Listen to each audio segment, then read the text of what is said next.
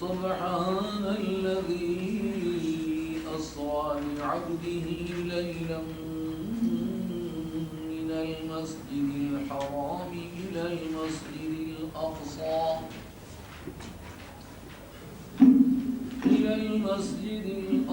الذي باركنا حوله لنريه من آياتنا إنه هو السميع البصير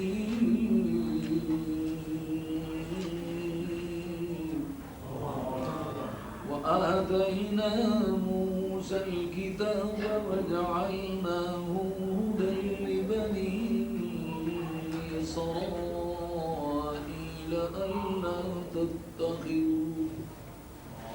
ألا تتخذوا من دوني وكيلا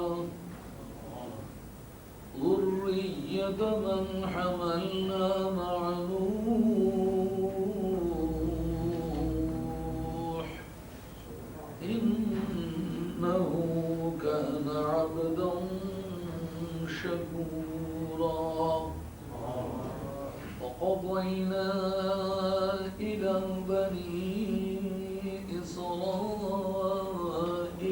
في الكتاب لتفسدن في الأرض مرتين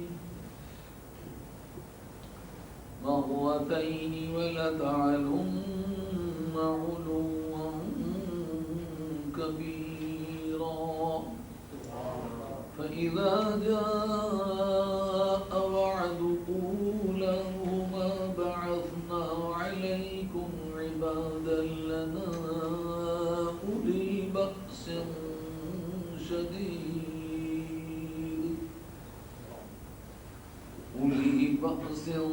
شديد فجاسوا خلال الديار وكان وعدا مفعولا ثم رددنا لكم الكرة عليهم وأمددناكم بأموال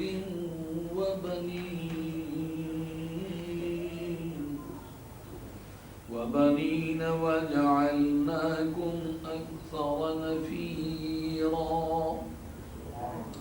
إن أحسنتم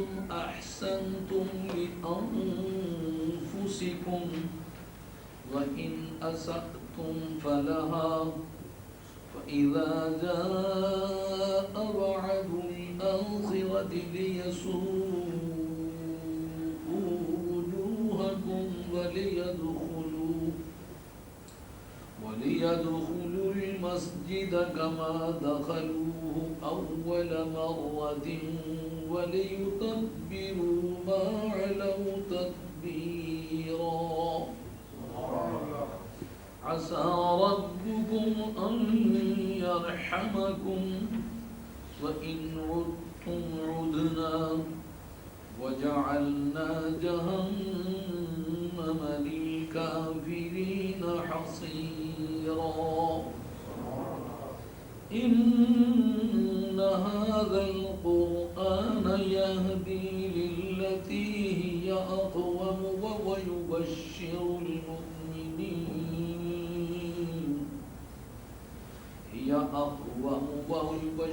المؤمنين الذين يعملون الصالحات أن لهم أجرا كبيرا وأن الذين لا يؤمنون بالآخرة أعتدنا لهم عذابا أليما صدق الله العظيم وبلغنا رسوله النبي الكريم ونحن على ذلك من الشاهدين والشاكرين والحمد لله رب العالمين. حضرت حق جل وعلا شانہ وعز اسمہ وتم برہانہ ارشاد فرماتے ہیں سبحان الذی، پاکی ہے اس ذات کو اسرا بعبدہ لیلا، جو اپنے بندے کو راتوں رات اس کے کچھ حصے میں مسجد حرام سے مسجد اقصی تک لے گئی، الذی بارکنا حولہ، جس کے گردا گرد کو ہم نے برکت دی ہے، لنریہ من آیاتنا، کہ ہم اسے اپنی نشانیاں دکھلائیں۔ انہ هو السمیع البصیر، بلا شبہ وہی سبھی کچھ سننے والا اور سبھی کچھ دیکھنے والا ہے۔ وآتینا موسیٰ الکتاب، ہم نے موسیٰ علیہ السلام کو کتاب عطا فرمائی، یعنی تورات، وجعلناہ ھدی لبنی اسرائیل، اور اس کو ہم نے بنی اسرائیل کے لیے ہدایت قرار دیا۔ اللہ تتخذوا من دونی وکیلا، جس کے سارے مضامین کا حاصل معنی یہ تھا کہ میرے سوا کسی کو اپنا کارساز مت بناؤ۔ ذریۃ من حملنا مع نوح، اور ان لوگوں کی اولادوں جن کو ہم نے نوح علیہ السلام کے ساتھ سوار کیا تھا۔ انہ کان عبدا شکورا، یقیناً وہ ایک بے حد شکر گزار انسان، بے حد شکر گزار بندے تھے۔ وقضینا الی بنی اسرائیل فی الکتاب لتفسدن فی الارض مرتین ولتعلن علوا کبیرا، اور ہم نے بنی اسرائیل کے بارے میں کتاب میں فیصلہ کیا، یعنی وحی بھیجی، آسمانی وحی بھیجنا ایک آسمانی فیصلہ ہے۔ ہم نے کتاب میں بنی اسرائیل کے بارے میں وحی بھیجی، کیا وحی بھیجی؟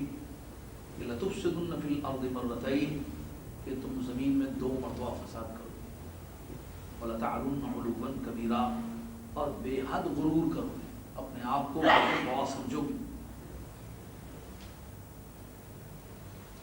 فَإِذَا جَاءَ وَعْدُ أُولَاهُمَا، ان دونوں میں سے پہلا جب وعدہ آیا، یعنی ان باریوں میں سے پہلی باری آئی، یہ اولا باعتبار باری کے لیے استعمال ہوا، اولا مونس کے استعمال ہوتا ہے۔ فَإِذَا جَاءَ وَعْدُ أُولَاهُمَا، ان دونوں باریوں میں سے جب پہلا وعدہ آیا تو بَعَثْنَا عَلَيْهِمْ عِبَادًا لَنَا أُولِي بَأْسٍ شَدِيدٍ، تو ہم نے تمہارے اوپر بندے بھیجے، اپنے بندے بھیجے جو بڑے سخت قوت والے تھے، سخت لڑائی کرنے والے تھے۔ فجاسو خلال الدیار، تو وہ آبادی کے اندر گھس آئے، وکان وعدا مفعولا، اور وہ واقعہ ایک اللہ کا وعدہ تھا جسے ہو کے رہنا تھا۔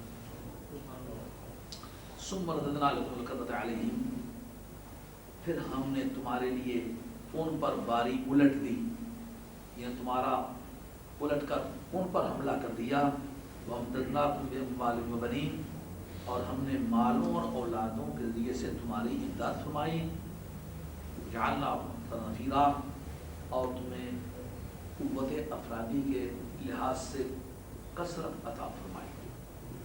ان احسنتم احسنتم لانفسکم، اگر تم بھلائی کرو گے تو اپنی جانوں ہی کے ساتھ بھلائی کرو گے، اگر تم اچھے بنو گے تو وہ اچھا بننا تمہاری اپنی ذاتوں ہی کے لیے ہوگا۔ وَإِنْ أَسَأْتُمْ فَلَهَا، اور اگر تم برا کرو گے تو بھی انہی کے لیے ہوگا، یہ تمہاری جانوں ہی کے لیے ہوگا۔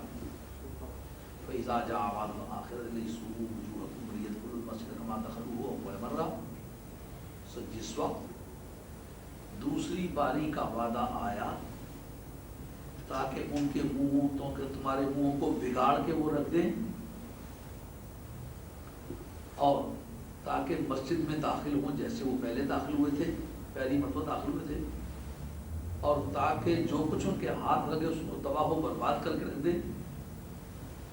عسیٰ ربکم ان یرحمکم، بہت قریب ہے کہ اللہ تعالیٰ تم پر رحم کرے، یہ بات ممکن ہے کہ اللہ تعالیٰ تم پر رحم کرے۔ وَإِنْ عُدْتُمْ عُدْنَا، اور اگر پھر تم واپس لوٹائیں تو ہم بھی واپس لوٹائیں گے، یعنی اگر تم توبہ کرو تو یہ بات قریب ہے کہ خدا تم پر رحم کرے۔ اور پھر اگر تم توبہ شکنی کی طرف بڑھو تو خدا کے عذاب کو ابدی اور سرمدی دستور پھر وہ تقاضا کرے. گناہ کا نتیجہ کبھی خوشگوار نہیں ہوا کرتا. گناہ کرنے والی قوم ہمیشہ سزا پایا کرتی. وجعلنا جہنم للکافرین حصیرا، اور ہم نے جہنم کو کافروں کے لیے گھیرنے والی یعنی قید خانہ بنایا، اور ہم نے جہنم کو کافروں کا قید خانہ قرار دیا ہے. ان ھذا القرآن یہدی للذی ہی اقوم، بلا شبہ یہ قرآن عظیم اس راستے کی رہنمائی کرتا ہے کہ جو بڑا ہی مضبوط ہے. وَيُبَشِّرُ الْمُؤْمِنِينَ الَّذِينَ يَعْمَلُونَ الصَّالِحَاتِ، اور یہ قرآن عظیم ان ایمان والوں کو جو اچھے کام کرتے ہیں اس بات کی خوشخبری سناتا ہے کہ ان لهم اجرا کبیرا، کہ ان کے لیے بہت بڑا معاوضہ ہے، بہت بڑا ثواب ہے، بہت بڑی جزا ہے. وَأَنَّ الَّذِينَ لَا يُؤْمِنُونَ بِالْآخِرَةِ أَعْتَدْنَا لَهُمْ عَذَابًا أَلِيمًا، اور یہ بات بھی بتاتا ہے کہ جو لوگ آخری دن پر، پچھلے دن پر ایمان نہیں رکھتے، ہم نے ان کے لیے ایک المناک، دردناک عذاب تیار کر رکھا ہے. آیات طیبات آپ حضرات نے گوش گزار ہوا. اس سورہ مبارکہ کا نام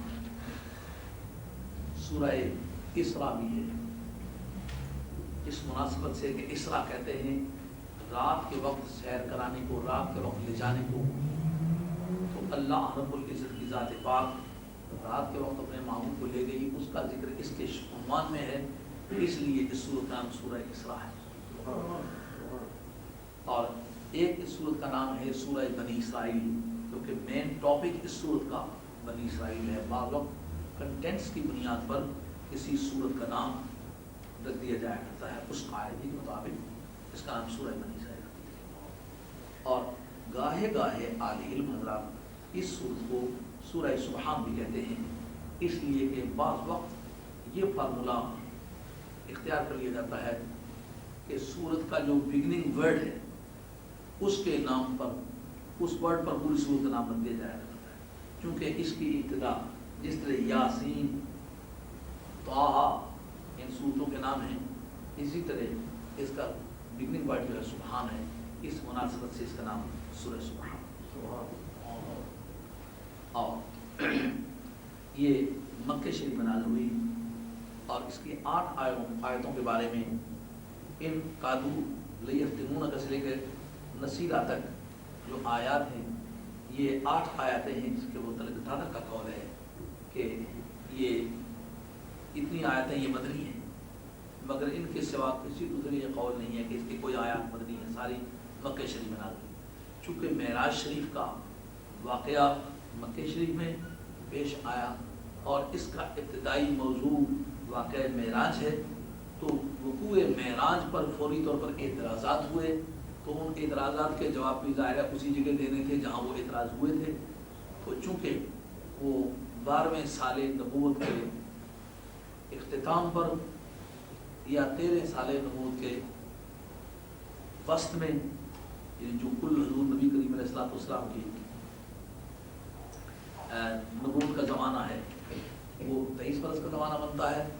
تو ایک طبقہ کہتا ہے کہ جب حضور نبی کریم علیہ الصلوۃ والسلام کی اعلان نبوت کا 11واں سال چل رہا تھا تو وہ درمیانی وقت بنتا تھا.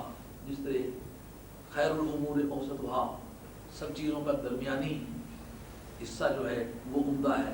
چیزوں میں چیز درمیانی، قدوں میں قد درمیانہ، اور تیزی میں اور سستی میں رفتار درمیانی، سختی اور نرمی میں مزاج درمیانہ، وغیرہ وغیرہ.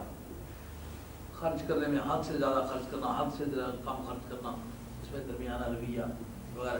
میانہ روی کو حضور نے اچھا فرمایا ہے. اس لیے معراج شریف بھی آپ کے جو عہد نبوت ہے 23 برس کا زمانہ اس کے وسط میں ہے. اور ایک طبقہ کہتا ہے کہ 12ویں سال نبوت کی تکمیل پر ہوا ہے، پر اس کا جو وقت ہے اس سے کوئی خاص مقصد متعلق نہیں. اس کے 4 دن پہلے ہوئے، یہ پیچھے واقعی ہے کہ سرکار کو معراج شریف مکے میں کرائی گئی، ہجرت سے قبل کرائی گئی. اس وجہ سے اس کا جواب بھی وہی ہونا چاہیے تھے، بنا بری یہ مکہ شریف بنا. اور یہ کہ اس کا بنیادی سبب نزول کا کیا ہوا؟ بنیادی سبب یہی ہوا کہ کفار مکہ نے نبی کریم علیہ السلام کے سفر معراج کے بارے میں انتہائی گھٹیا قسم کی باتیں کرنا شروع کی، اور اس میں بنی اسرائیل موضوع میں کس طرح موضوع خصوصاً بن گئے، کیونکہ اس بارے میں جو عیسائی تھے یہ یہودی تھے، ان کا جو عقیدہ اسینشن کے بارے میں تھا، یعنی عیسیٰ علیہ السلام کو آسمان پر لے جایا گیا، وہ ان کے ہاں ایک موضوع گفتگو تھا، اور وہ اس کو اپنا امتیاز سمجھتے تھے۔ جب سرکار کا آسمان پر جانے کی بجائے لامکان میں جانا ثابت ہوا تو یہ بات انہیں بھی گزری، تو کچھ طرح باشد کے سر دل براں گفتہ آیت در حدیث دیگراں، دوسروں کی لڑائی میں اپنی چوٹ بھی مار لینے میں سمجھتا ہے کہ اگر جرم ہو گیا تو اس کی ذمہ داری ان پر جائے گی، تو کم از کم انتقام لینے کا موقع مجھے مل جائے گا۔ میاں صاحب نے کہیں ایسا لکھا ہے، پتہ نہیں اپنے یاراں دی گل کرنی، دوسرے نو منہ دھر کے کچھ ایسا کچھ کہا ہے میاں صاحب نے سیون علوم میں۔ یہ اصل میں رومی سے انہوں نے لیا ہے، کچھ طرح باشد کے سر دل براں گفتہ آیت در حدیث دیگراں۔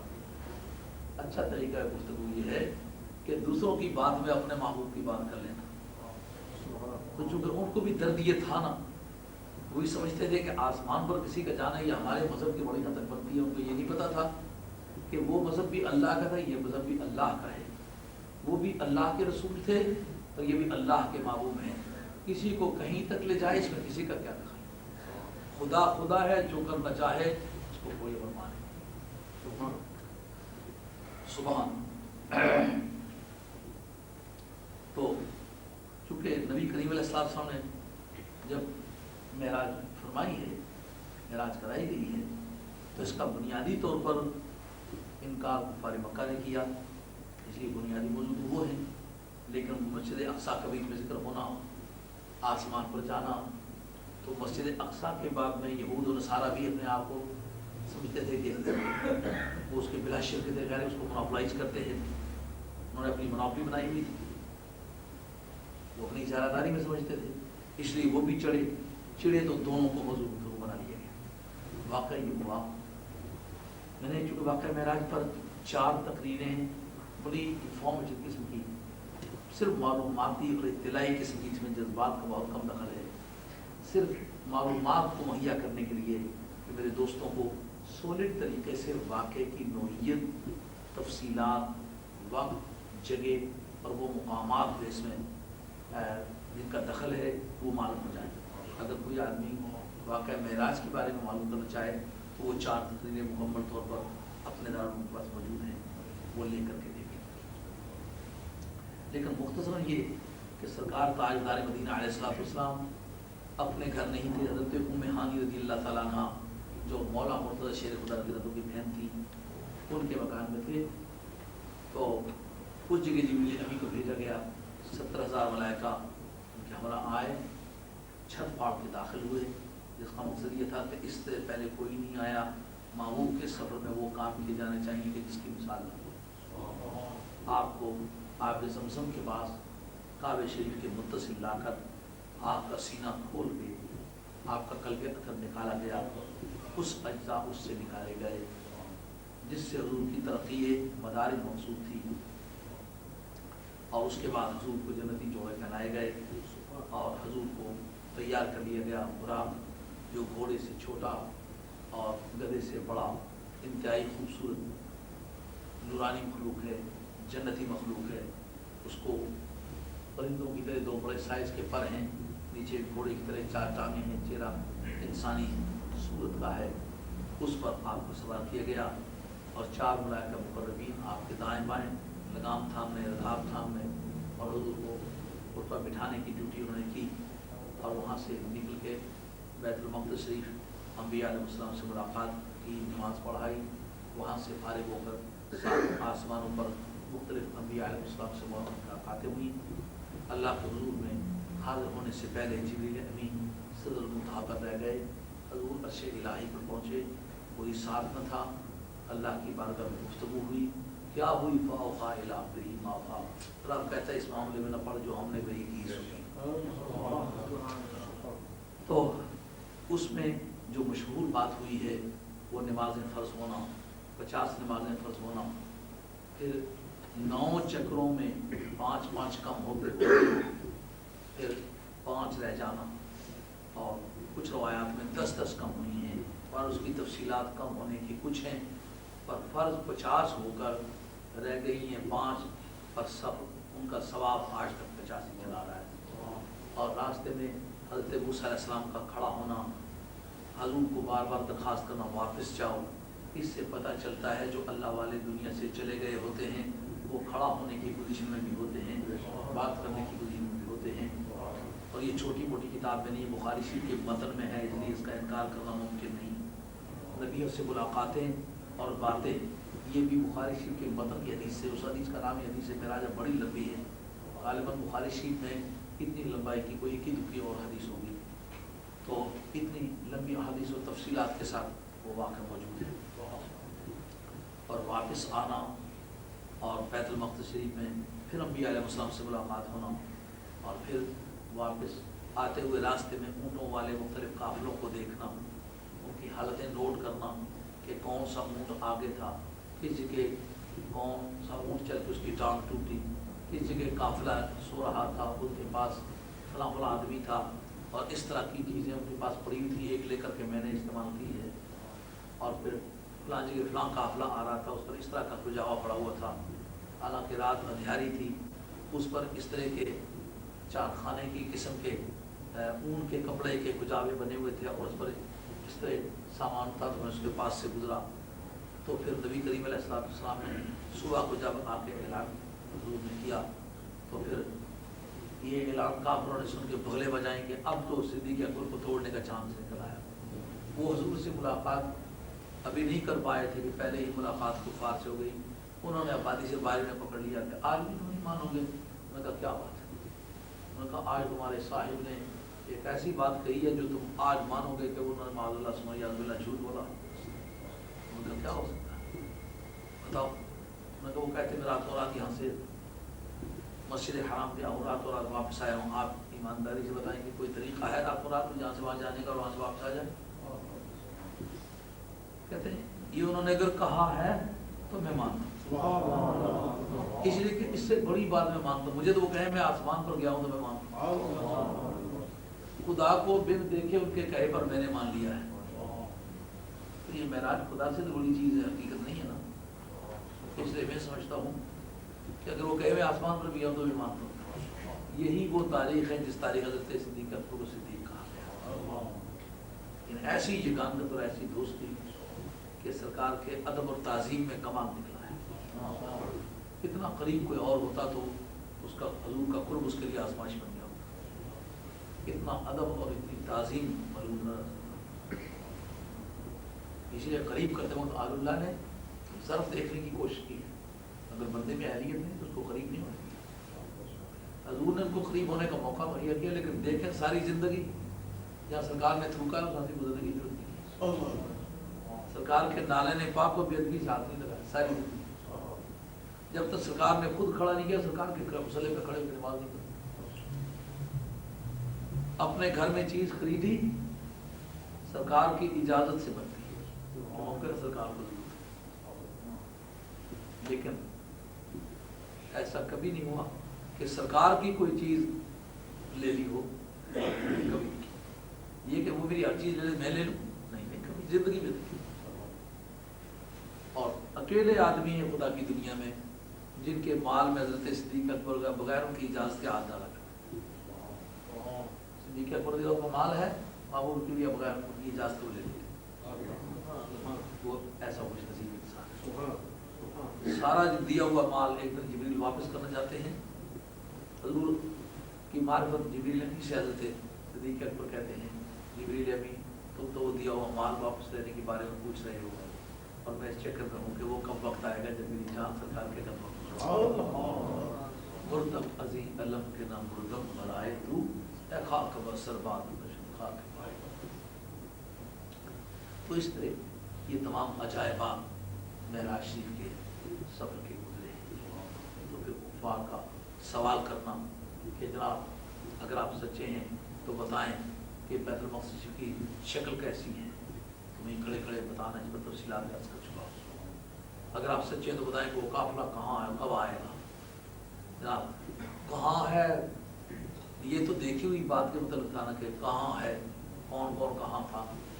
یہ سچائی تو پرکھی گئی تھی کہ واقعی گئے تو پتہ ہے جیسا بتایا تھا لوگوں نے آ کر بتلایا کہ ویسے ہی ہوا ہے. بالکل اسی جگہ تھے فلاں فلاں وقت میں جس وقت کا حوالہ دیا واقعی ہم ایسی آتی تو متعدد قابلوں سے بہت بات تصدیق ہو گئی. لیکن کب آئے گا یہ غیب کی بات تھی. وہ تو دیکھ کے آئے تھے، لیکن یہ کہ کب آئے گا جو وقت بتلایا تھا کافر اس کے انتظار میں سورج ڈوبنے یا سورج نکلنے کی تفصیلات. تو جناب ادھر کافر کہتے وہ وقت ہو آیا ابھی قافلہ نہیں آیا. ادھر صدیق اکبر اور نبی پاک کے یہاں آنے بابا کہ وہ کہتے دیکھو وہ قافلہ بھی آیا. وہ کافر کی کوشش تھی کہ نبی کا علم غلط نکلے، نبی کے غلاموں کی کوشش تھی کہ نبی کا علم درست نکلے. وہیں سے دو فیصلے ہو گئے، ایک نبی کے علم کی عظمت اور ایک نبی کے علم کی تنقیص. تنقیص کفار کا موضوع گفتگو ہے اور عظمت آل ایمان کا. اس لیے بولیوں ہی سے برادریوں کا فیصلہ ہو جائے گا یہ برادری کس طرح جاتی ہے. تو اس سفر معراج کی تفصیل اس ایک آیت میں مذکور ہے جو اس 15 پارے کے شروع کی پہلی آیت ہے. فرمایا سبحان الذی اسری بعبدہ لیلا من المسجد الحرام الى المسجد الاقصى الذی بارکنا حولہ لنریہ من آیاتنا انہ هو السمیع البصیر. یہ جو واقعہ معراج میں نے عرض کیا ہے یہ براہ راست تفسیر نہیں بنتا. میں نے آپ کو صرف اس کا ایک سطری خاکہ بتلا دیا ہے تاکہ آپ معراج کے واقعے سے مزید آشنا ہو جائیں. وگرنہ یہاں اتنا ہی ذکر ہے مسجد حرام سے لے کر کے مسجد اقصیٰ تک. آگے جو اس سے سدرۃ المنتہا تک ہے یہ احادیث مرفوعہ سے اور اتنی مشہورہ سے کہ وہ تواتر کے حد کے قریب پہنچتی ہیں ان سے ثابت ہے. اس لیے جو آدمی مسجد حرام سے لے کر کے مسجد اقصیٰ تک کے معراج کا منکر وہ کافر ہے. مسجد اقصیٰ سے لے کر کے سدرۃ المنتہا تک جو معراج شریف ہے اتنا احادیث مشہورہ اور نہایت اعلیٰ شرط کی حدیثوں سے ثابت ہے. حد تواتر کے قریب پہنچتی ہیں، پوری حد تواتر کو نہیں پہنچتی وغیرہ حدیث متواتر کا منکر کافر ہوتا ہے. اس لیے اگلی صبر کا منکر انتہائی زندیق بے دین سمجھا جاتا ہے مگر کافر نہیں سمجھا جاتا. اور سدرۃ المنتہا سے لے کر کے عرش اولیٰ کے پرے تک جو حضور کی سیر ہے یہ احادیث مشہورہ سے ثابت ہے لیکن حد تواتر تک پہنچنے کے قریب نہیں ہے وہ. اس لیے جو اس سفر کا منکر ہو وہ مبتدع کہلاتا ہے. کافر، زندیق اور مبتدع 3 درجے ہیں معراج شریف کے. ایک مسجد حرام سے مسجد اقصیٰ تک، دوسرا مسجد اقصیٰ سے سدرۃ المنتہا تک، سدرۃ المنتہا سے لے کر کے لا انتہا تک. ان تینوں کے ثبوت کے مدارج الگ الگ ہیں. پہلا حصہ قرآن کی نص سے اس لیے اس کا منکر کافر. دوسرا معتبر اور ایسی حدیث سے جو تواتر کے قریب پہنچنی ہے مگر حد تواتر کو نہیں پہنچتی اس لیے ان کا منکر زندیق. اور اس سے آگر جو حدیث مشہورہ سے ثابت ہے، حدیث مشہورہ سے جو چیز ثابت ہو اس کا نہ ماننے والا کافر بھی نہیں مانا جاتا اور حد درجے کا مبتدع بھی نہیں مانا، حد درجے کا زندیق نہیں مانا جاتا مگر مسلمانوں کی مسلمان سوسائٹی سے الگ قوم کا آدمی مانا جاتا، اس کو مبتدع کہیں. بدعتی اصل میں وہ ہیں جو پاک علیہ السلام کی عظمت کے انکار کے بارے میں نئی نئی چیزیں تراشتے ہیں. تو جیتے ہوئے اور جاگتے ہوئے جسم کے ساتھ معراج کا ہونا یہ صحابہ اور اہل بیت میں سے جمہور کا مذہب ہے. جیتے ہوئے جاگتے ہوئے جسمانی حالت سمیت روح اور جسم سمیت معراج ہوئی. اس میں حضرت سیدہ عائشہ رضی اللہ تعالیٰ عنہ جسمانی معراج کے بارے میں فرماتی ہیں کہ ما فقد جسدہ الشریف، نبی کریم علیہ السلام کا جسم مبارک غائب نہیں ہوا. تو باوجود اس بات کے کہ فقیہ ہیں اور ام المومنین ہیں لیکن اس میں عظمت رسول انوالو ہے. اس لیے وہ اہل علم نے کہا ہے کہ حضرت سیدہ سے پوچھیں گے کہ آپ کے پاس اس بات کا ثبوت کیا ہے. تو کہیں ثبوت اس کا یہ ہے کہ یہی بات میرے سمجھنے میں آئی ہے. ان 2 باتیں مشہور ہیں، ایک رویت بصری رویت باری تعالیٰ آنکھوں سے رب کو دیکھنا، اور دوسرا جسم کے ساتھ میرا بات ہے کہ جسم کے بارے میں ان کی روایت جو ہے، روایت کے میزان پر تولو تو قابل قبول نہیں ہوگی۔ اس کی وجہ کیا کہ معراج شریف مکہ شریف میں ہوئی ہے، تو مکہ شریف میں حضرت سیدہ حضور کے بارگاہی میں حاضر نہیں ہوئی تھی،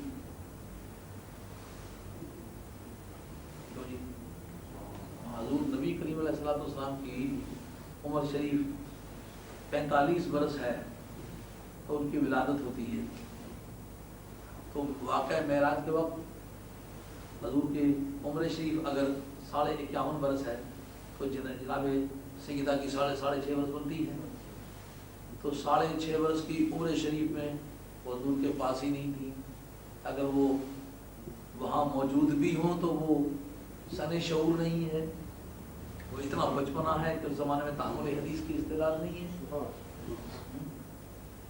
اور وہ مدنی زندگی میں حضور کی بارگاہ میں حاضر ہوئی۔ ان کا 6 برس کی عمر میں نکاح ہوا اور 9 برس کی عمر میں رخصتی ہوئی، 9 برس حضور کے ساتھ آباد رہی اور 18 برس کی عمر میں بیوہ ہو گئی۔ تو وہ زمانہ تحمل حدیث کا نہیں،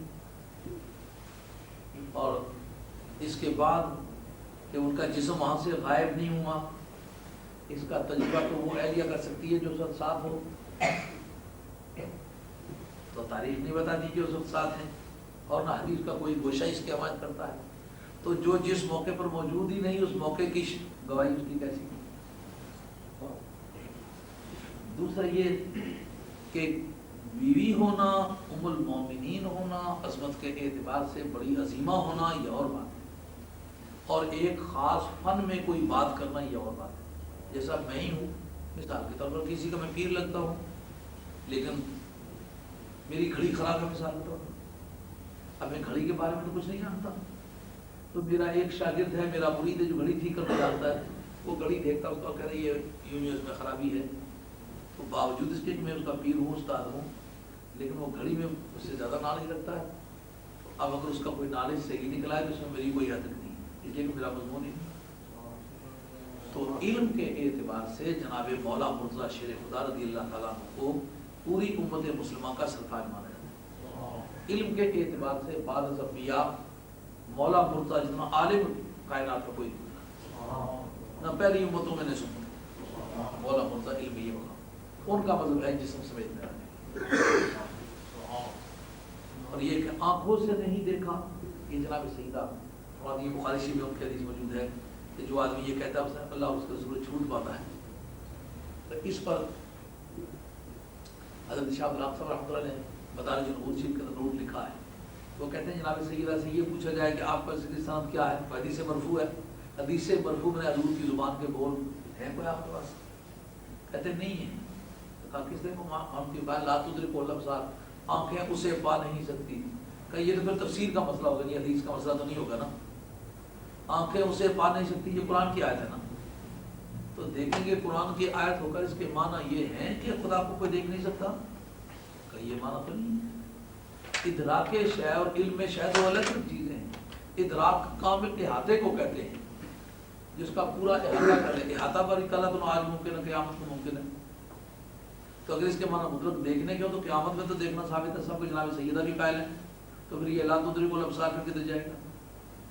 کہ اس کے یہ معنی ہی نہیں ہے کہ خدا کو دیکھ نہیں سکتا، بلکہ اس کے معنی یہ خدا کا احاطہ کوئی نہیں کر سکتا دیکھنے میں، خدا کو گھیر کوئی نہیں سکتا، تو گھیرنا اور ہے، دیکھنا اور ہے، جیسا کہ اس وقت ہم اس بلڈنگ کو دیکھ رہے ہیں، لیکن جدھر منہ ہے ادھر تو دیکھ رہے ہیں، پشت والی طرف دیکھیں تو اس کو سب چاروں طرف دیکھیں، اوپر نیچے سے دیکھیں پھر تو گھیرنا ہے، تو یہ تو ہم اس بلڈنگ کو نہیں گھیر سکتے، خدا کو گھیرنے کی کیا معنی ہے؟ گھیرنے کی یہ معنی کہ اس کو چاروں طرف سے گھیر لینا، خدا طرفوں سے پاک ہے۔ تو اب یہ بات ثابت ہو گئی کہ جسم کے ساتھ روح کے ساتھ جاگتے ہوئے معراج فرمائی اور ذات باری کو اپنی آنکھوں سے دیکھا، یہ ضرور حضرت امام احمد بن حنبل رضی اللہ عنہ سے یہ تحقیق منقول ہے کہ آپ سے کسی نے کہا کہ حضرت سیدہ عائشہ رضی اللہ تعالیٰ عنہا کہتی ہیں کہ حضور نے اپنی آنکھوں سے آپ کو نہیں دیکھا، لیکن پوری امت جو ہے اور جمہور جو فقہاء صحابہ ہیں، جو لیڈنگ کیریکٹر مانا جاتے ہیں صحابہ کرام، وہ سب کہتے ہیں، عشرہ مبشرہ کہتے ہیں کہ حضور نے اللہ تعالیٰ کو دیکھا۔ تو بتائیے آپ کی کیا تحقیق ہے؟ آپ نے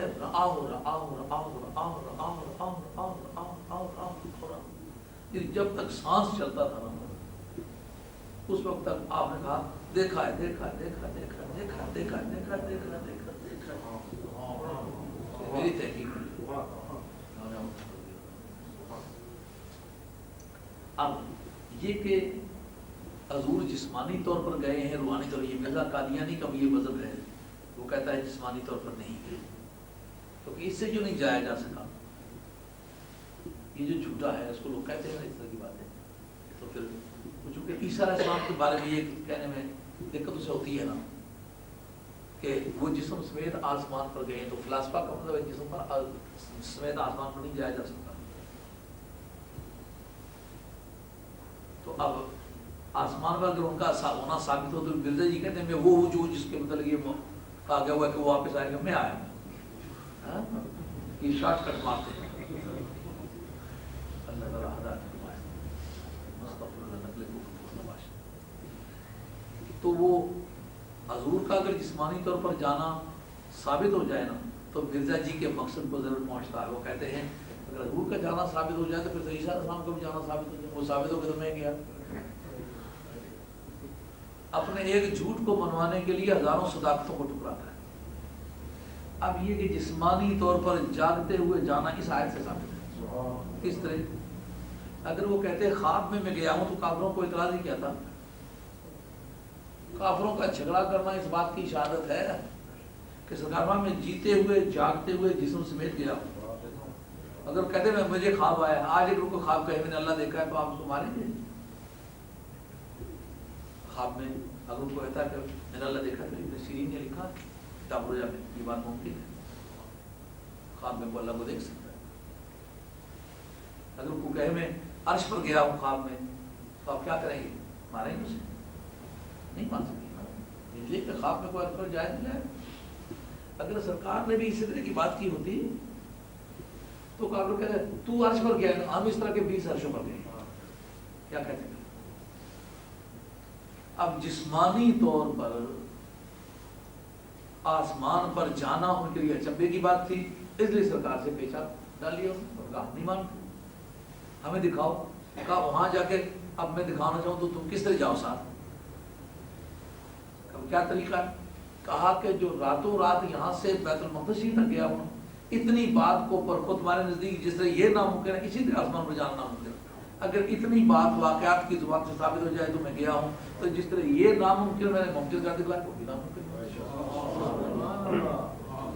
اس لیے یہ بات پوچھی گئی، یہ وہ سرکمسٹانشل ایویڈنس ہے، جب فریق ثانی اس کو منظور تسلیم کر لے تو باقی سرکمسٹانشل ایویڈنس سے وہ انکار نہیں کر سکتا۔ یہ لیگل پوائنٹ ہے۔ جس وقت کوئی چند پوائنٹس سرکمسٹانشل ایویڈنس کے قرائنی شہادت کی تسلیم کر لے تو ان کے نتیجے میں جو دوسرے پوائنٹس آتے ہیں اسے انکار نہیں کر سکتا نا۔ اگر میں کسی کیس میں پیش ہو گیا تو یہ آپ کو بات معلوم کیا کہ سرکمسٹانشل ایویڈنس کے بعض پوائنٹس اگر کوئی تسلیم کر لے تو ان سے جو لاجیکل انفیرنس کنکلوڈ ہونے والا ہے اس کا انکار نہیں کر سکتا۔ کہا کہ یہ بات مانو کہ یہاں سے راتوں رات بیت المقدس جانا اور واپس آنا ناممکنات میں سے نہیں ہو سکتا، اور اسی طرح کی ناممکن بات ہے آسمان پر کوئی نہیں جا سکتا۔ دونوں باتوں کا دعویٰ میں نے کیا ہے۔ اب آسمان کے جو دلائل اور مسائل ہیں یہ اسی طرح کی بات ہے کہ ایک میتھمیٹک کا سوال ہو، اس کو منوانے کے لیے ایک آدمی میتھمیٹیشین کی ڈیوٹی لگے، لیکن جو سننے والا اس کو دونے کا پہاڑا بھی یاد نہ ہو تو میتھمیٹک اس کو کیسے سمجھائے گا؟ کسی کو سمجھانے کے لیے اس کے سمجھ کے لیول پہ آنا پڑتا ہے نا۔ کا سٹیجیں ہیں 3، ایک مسجد حرام سے مسجد اقصیٰ تک، دوسرا مسجد اقصیٰ سے رد مطاع سے لا انتہا۔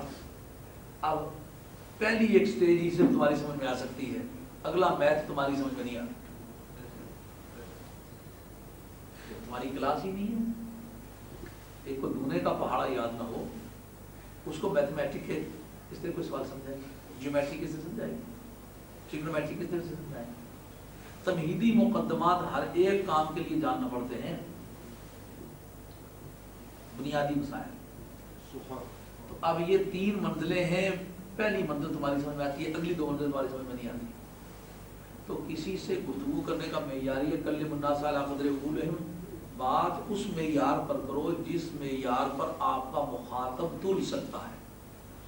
جس سے آپ بات کر رہے ہیں وہ بات اگر آپ کی بات سمجھتا نہیں تو آپ سمجھیں کہ پھر بھینس کے سامنے بیج بجا رہے ہیں۔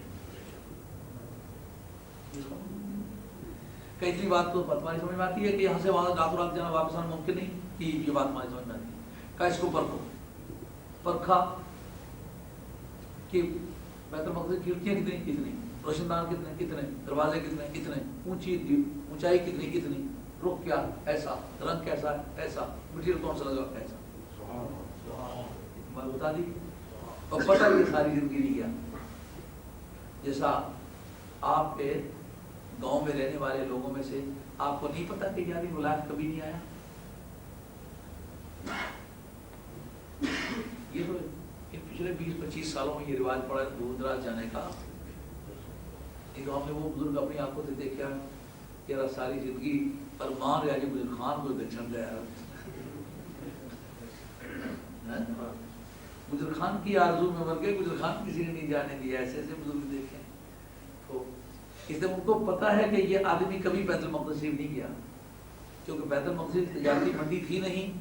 مکے سے سفر کرنا جو حضور کا ثابت ہے تو صرف شام کو ثابت ہے اور تجارتی غرض سے ثابت اوائل ہوگی۔ بیت المقدس کبھی آپ نے سفر نہیں کیا۔ تو جب یہ پتا ہے تو بالکل ٹھیک پتا ہے کہ وہاں کے محل وقوع سے یہ آشنا نہیں، نہ اس کی بلڈنگ کی بناوٹ سے واقف۔ پھر یہ کہ کہتا ہے راتوں رات گیا ہوں، راتوں رات آیا ہوں، اور رات کو ہم نے مکے شریف میں کعبے شریف میں سے پھرتے دیکھا اور صبح سویرے اس کو آتے دیکھا۔ یہ صرف رات ہی رات کے واقعے میں یہ بتا رہا ہے۔ اب جب قافلے آئے، جس قافلے کے مطلب جو بتلایا تھا کہ جب میں آ رہا تھا تو فلاں قافلہ فلاں جگہ تھا، وقت یہ تھا، اور اونٹ اتنے تھے، اس طرح کا اونٹ آگے تھا، اس طرح کا تھا، فلاں جگہ آیا تو اس طرح اونٹ بھاگا تو اس کی ٹانگ ٹوٹی، فلاں جگہ آیا تو اس طرح فلاں چیز کھانے کی پڑی ہوئی تھی، ایک لے کر کے میں نے کھائی۔ تو جو تفصیلات بتلائی تھی، جو ہی وہ قافلے آئے تو بغیر ان کی تنہائی میں گفتگو ہونے کے کھڑے کر لیے گئے۔ پوچھا کہ فلاں موقع پر تم کہاں تھے؟ ان کا فلاں جگہ تھے۔ کہا کون سا اونٹ کس طرح تھا؟ انہوں نے وہی بتلایا جو اب یہ سرکمسٹینشیل ایویڈنس میں یہ بات جب اسٹیبلش ہو گئی تو کہا جس طرح یہ ناممکن تمہیں ماننا پڑی کہ ہوئی ہے، اسی طرح وہ ناممکن جو تم نہیں مانتے ہوئی۔ اسی لیے قرآن عظیم کی فلسفی میں یہ بات بتلائی جاتی ہے، جب آخر تک معراج ہوئی ہے تو وہ ساری قرآن مجید میں نے کیوں نہیں بیان کی؟ کہا مخاطب اس کے ہیں کفار مکہ، تو کفار مکہ جو بولی سمجھتے ہیں ان کے سامنے بولنے کا کیا فائدہ ہے؟ جتنی وہ سمجھتے تھے اتنی بولی۔ تو اگلی بات پھر ان کو کیوں نہیں بتلائی؟ خاصاں دی کلام آگے نہیں مناسب کر رہے، کتوں کے سامنے کھیرے تو کوئی نہیں پھینکتا نا۔ تو سرکار نے جس کو جس لائق دیکھا وہ راز و نیاز کی باتیں دیں، یاروں سے یار اس پر کیا کر دیں۔ تو کفار کا یہ اعتراض کرنا یہ سمجھ کی شہادت ہے کہ جیتے اور جاگتے ہوئے جانے کی کا حضور دعویٰ فرمایا۔ اگر سوتے ہوئے کے دوران دیکھنے کے مدعی ہوتے تو کفار کو کوئی تھا۔ لفظ سبحانہ تعجب کا موقع استعمال، حیرت ہے کس طرح لے گیا؟ کہ حیرت نہ کرو وہ ذات پاک ہے۔ اگر سوتے کے دوران تو کیا ہوتا ہے؟ اگر کوئی راتوں رات کہے کہ میں انگلستان کا بادشاہ بن گیا، اس سوتے میں نے دیکھا کہ میں بکنگھم پیلس میں ہوں اور وہاں قرضدار کتاب میرے سامنے پڑا ہوا ہے، آپ تو کیا ادھر مٹھائی بانٹ دیا؟ کہیں گے سر میں یہاں تو بادشاہ بن گیا، فرینچ تو تسلیم نہیں کرے گا۔ یہ واقعہ میں ایسی بات ہوئی ہے جو لوگوں کو ناممکن نظر آئی. رب کہتا ہے کرانے کا مدعی میں ہوں. اگر معبود دعویٰ کرتا تو پھر سوال اس کی قدرت کا پیدا ہوگا. تو دعویٰ میں کر رہا ہوں, میرا معبود نہیں کر رہا. میں کہتا ہوں میں نے سیر کرائی, اب مجھ سے بات کرو, کیا بات ہے؟ کہتے ہو نہیں کرائی, اور میں پاک ہوں اس عیب سے جو تم میری طرف منسوخ کر رہے. عظمت معبود کا مدعی میں ہوں, میری توحید کا مدعی وہ ہے, اور اس کی یکتائی کا مدعی میں ہوں. جسے سیر کرائی اپنے بندے کو راتوں رات, مسجد حرام سے لے کر کے مسجد اقصی تک, لفظ بھی اپنے ہی پر پھر کسی دوسرے وقت کو چھیڑے, اب وہ بہت لمبی ہو جائے گی. میں نے کوئی اس پر 4 پوائنٹس ریز کیے ہیں کسی تقریب میں, میرے خیال وہ ریکارڈ آپ کے پاس ہے. مسجد حرام سے لے کر مسجد ہے سیر, مسجد سے شروع کر مسجد پر. مسلمان کو سمجھنا چاہیے مسلمان کی سیر بھی خیر سے شروع کر خیر پر ختم ہونا چاہیے. مسلمان کی سیر میں بھی شر نہیں ہونا چاہیے, خیر ہونی چاہیے. اقصیٰ سے یہ کہا ہے کہ اس وقت اتنی دور مسجد کوئی سب سے زیادہ دور تھی. اقصیٰ کے معنی سب سے دور تھی, جہاں دوسرے کنارے جس کے گردا گرد کو ہم نے برکت عطا فرما رکھی. اس کے گردا گرد میں برکت کیا ہے؟ انبیاء علیہ السلام پر وحی ہوتی رہی, انبیاء علیہ السلام کی رہائش رہی, انبیاء علیہ السلام کے مزارات, انبیاء علیہ السلام کا اس قبلے کے گرد چلنا پھرنا, بیٹھنا اٹھنا, آنا جانا, رونا ہنسنا سب گزرا. خود اس جگہ قبلہ انبیاء ہے, اور دوسری برکت وہاں نہریں ہیں, باغات ہیں, پھل ہیں, سرسبزی و شادابی ہے, لہلہاتے پھول ہیں, اور دشت و دمن سبزے سے لدے کھڑے ہیں, ہر طرح سے سبزہ زار ہیں, چشمہ سارے ہیں, نہرستان ہیں, مرغزارے ہیں, چراگاہیں ہیں, ماحول آب و ہوا خوشگوار ہے, اور سردی و گرمی کی مناسبت سے ہر طرح کی موسمی سہولتیں وہاں مہیا ہو سکتی ہیں. تو بإیمانہ دینی اور دنیاوی ہر طرح کی برکت, اور ایک آخری برکت کے انبیاء علیہ السلام کے مزارات. تو گردا گرد مزارات, اس پر میں کافی تفصیلات عرض کر چکا ہوں, اس لیے اس میں بیان کرنے کی ضرورت نہیں. وہ 4 ریلیں ہیں, پیش میں لے کر کے وہ خرید کے آپ استعمال کریں. اللہ کا شکر ہے کہ وہ جتنا بھی آج تک میں نے اس کے لیے تقریر ریکارڈ کرائی, اس کا کوئی آنا پیسہ میری طرف نہیں آتا. یہ نہ سمجھے کہ شاید اس لیے کہتا ہے کہ شاید اس کو پیسے وصول بڑھ جاتا ہے. کل بھی میں اللہ تعالیٰ کا شکر گزار ہوا تھا, میرے ساتھی کرے جو ہماری تقریروں کی ریلیں وغیرہ گئی ہیں, ان کا 800 پاؤنڈ اب میرے پاس موجود ہے. میں نے کہا یہ بڑے سے کمال ہے, تو حضور کی بارگاہ کا غلام ہوں. جو زبان نے میرے کام کیا ہے وہ بھی, اور جو میرے ہاتھوں نے کام کیا وہ بھی, جو میرا دماغ بھی کام کر رہا ہے, اللہ تعالیٰ کو فرمائے وہ بھی کبریا کی بارگاہ میں میری یادگار رہے گی. کوئی پیسہ ہوگا, کوئی ریل ہوگی, کوئی تحریر ہوگی, تو حضور کی ذات پاک اور اللہ تعالیٰ کی ذات پاک راضی ہوگی. جیسے یہ سمجھے پر ریلوں کے بیچنے سے کوئی مجھے اپنا مالی فائدہ مقصود نہیں ہے, وہ اللہ کے دین کا فائدہ ہے. جو آدمی خریدتا ہے, ایک تو اس کے گھر میں ہدایت جاتی ہے, دوسرا یہ سب کا جاریہ ہے, میری طرف سے بھی اور آپ کی طرف سے بھی. اللہ آپ کو جزائے خیر. اور میں دوستوں کو شکر گزار ہوں جو اس معاملے میں دین کے معاملے میں کام کرتے ہیں. ہم نے اس لیے سیر کرائی تاکہ اپنی نشانی دکھلائیں. یہ اشارہ اگلی معراج کی طرف ہے, کیونکہ دنیا میں کوئی ایسی نشانیاں نہیں تھی جو خصوصیت کے ساتھ حضور کو دکھلائی جائیں, اور لوگ بھی دیکھیں اس سے مراد وہ نشانی ہے جو اسی کو دکھائی جا سکتی. آگے آج کا خاتمہ جو ہے بہت زوردار ہے, کہا وہی سبھی کچھ سنتا ہے, وہی سبھی کچھ دیکھتا ہے. یہ جس طرح کوئی آدمی بچہ ہوتا ہے نا, تو ماں برتن صاف کر رہی ہے, بچہ اندر سے 10 پاؤنڈ کا نوٹ چرا کے لے جانا چاہتا ہے, تو ماں کہتی ہے میں دیکھتی ہوں, دیکھ رہی ہوں.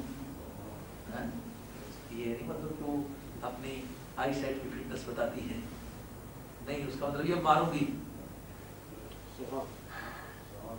یہ اس کے ساتھ مثال تو نہیں دی جا سکتی, بات کو سمجھنے کے لیے, آپ کی توجہ کو موڑنے کے لیے. اس طرح اشارہ ہے کہ آپ سمجھیں کہ آیت کے جو کنٹینٹس ہیں, جو اس کے اندر پائے گئے ہوئے مفاہیم اور مضامین ہیں, ان کے سمجھنے میں آدمی کچھ کوتاہی کرنے کا مزاج رکھتا ہے کہ یہ اچنبے کی بات ہے، کس طرح مانگا؟ رب کہتا ہے میں دیکھتا ہوں جو تو کرتا ہے، میں سنتا ہوں جو تو کہتا ہے۔ ان عظمت محبوب کے بارے میں کوئی پچھلی ہوئی بات کرنی نہیں، کوئی پچھلا ہوا عمل میں نہیں لانا، وگرنہ میں دیکھتا بھی ہوں اور سنتا بھی ہوں۔ یہ کاگنیزنس کے بارے میں گرفت کروں، مطلب یہ کاگنیزبل کیس ہے، قابل گرفت کیس ہے، قابل دست اندازی پولیس ہے، خدا کی پولیس اس میں مداخلت کرے گی۔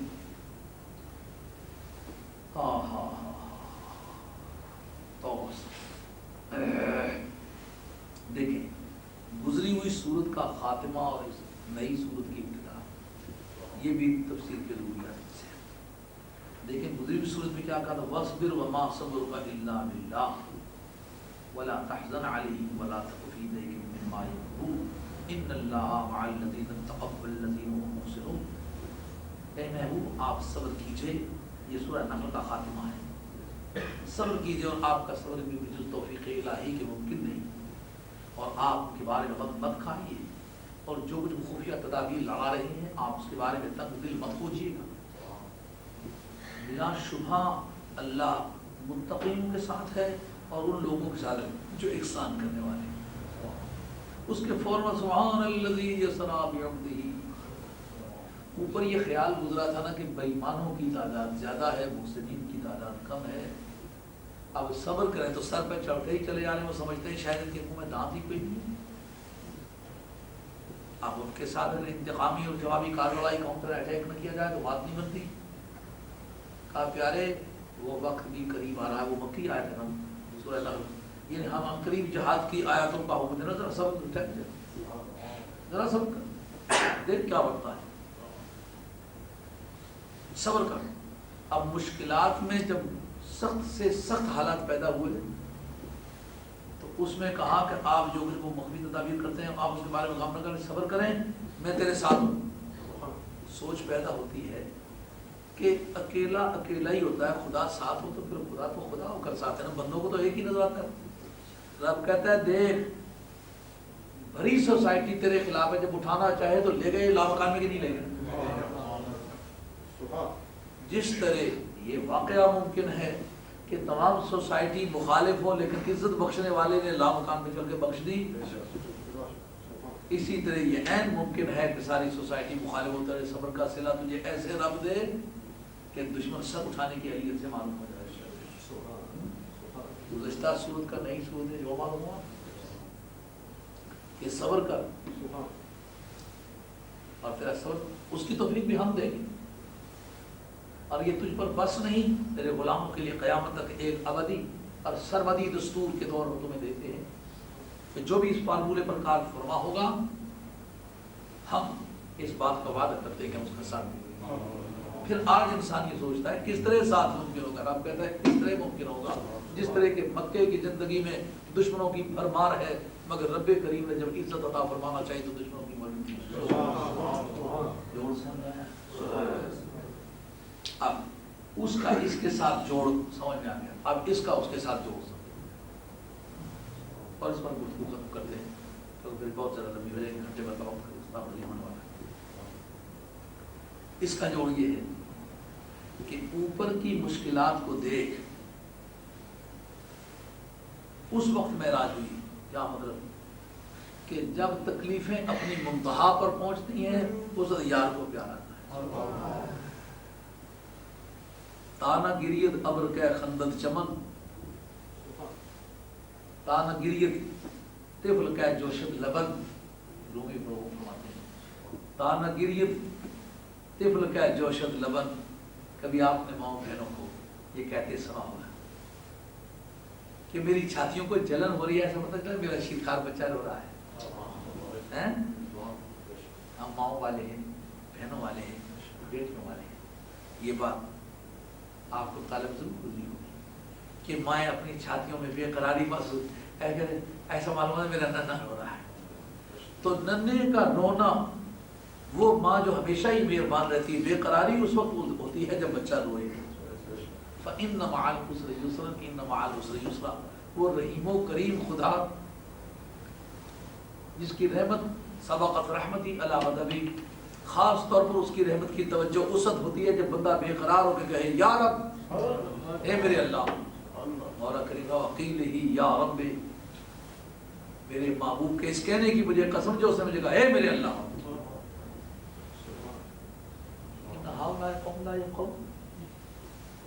کہ مولا کریم اے میرے اللہ، یہ قوم نہیں سمجھتی، ہائے میرے اللہ یہ میری قوم نہیں سمجھتی. کہا میرے محبوب کے اس بے قراری اور اضطراب میں جو محبوب کا فرمانا تھا، محبوب کا کہنا تھا وکیل ہی یا رب، میرے محبوب نے جو دل بھلا کے مجھے کہا اے میرے اللہ اور میرے پالنے والے، مجھے محبوب کے اس کہنے کی قسم، تانا گرید طفل کا جوشد لبن، جب تک بچہ نہ روئے ماں کی چھاتیاں کس طرح بے قراری محسوس کریں. تانا گرید ابر کا خندت چمن، اس وقت تک چمن مسکراتا نہیں ہے جب تک بادل نہ روئے، بادل روتا ہے تو چمن مسکراتا ہے. کبھی بندے پر بے قراری آئے تو رب کی رحمت معجزن ہوتی ہے. کہا او پیارے، معراج اس وقت ملتی ہے جب مزاحمت عروج کو پہنچ جائے. اس لیے دوستوں کبھی رائے حق میں اگر آپ کی مخالفت بن گئی ہے تو نہ گھبرائیں، جو دشمنی شباب پر آتی ہے تو رب کی رحمت معجزن ہوتی ہے. منہ کٹ کے مصر دا تاج لیتا ہے، گلا کی پھر دکھ آزاد، دکھ چلتے منہ نہ بول بندہ، حرف آ جائی مجھے یار تے بھی، کہ گفتگو مقام نہیں گفتگو دا سودا جڑ جاتا ہے کدے دار تے بھی ہے نا. ماں کوئی کوئی میاں صاحب کے لکھنے نے سپاہ اندر مانک موتی مدت قید کرانا ہے. سپاہ اندر مانک موتی مدت قید کرانا، قیدوں کڈ نوازے انہاں بہتا مل تیرا.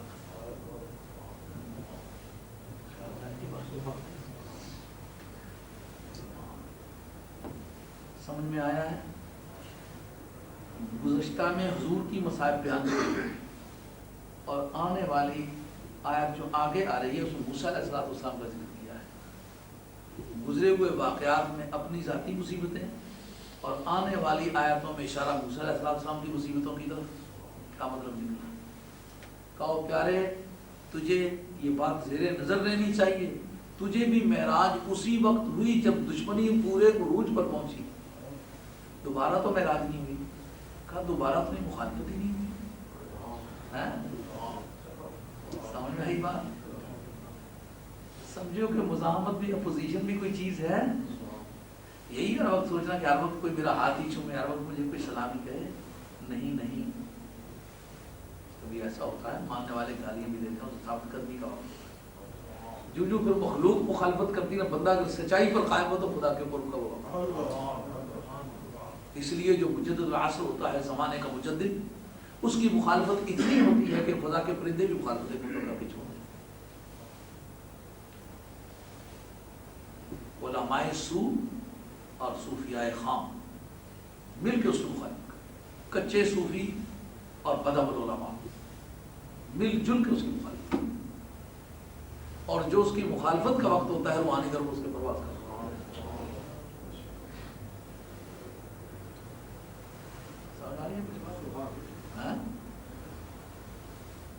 کتنی عظمت ہے.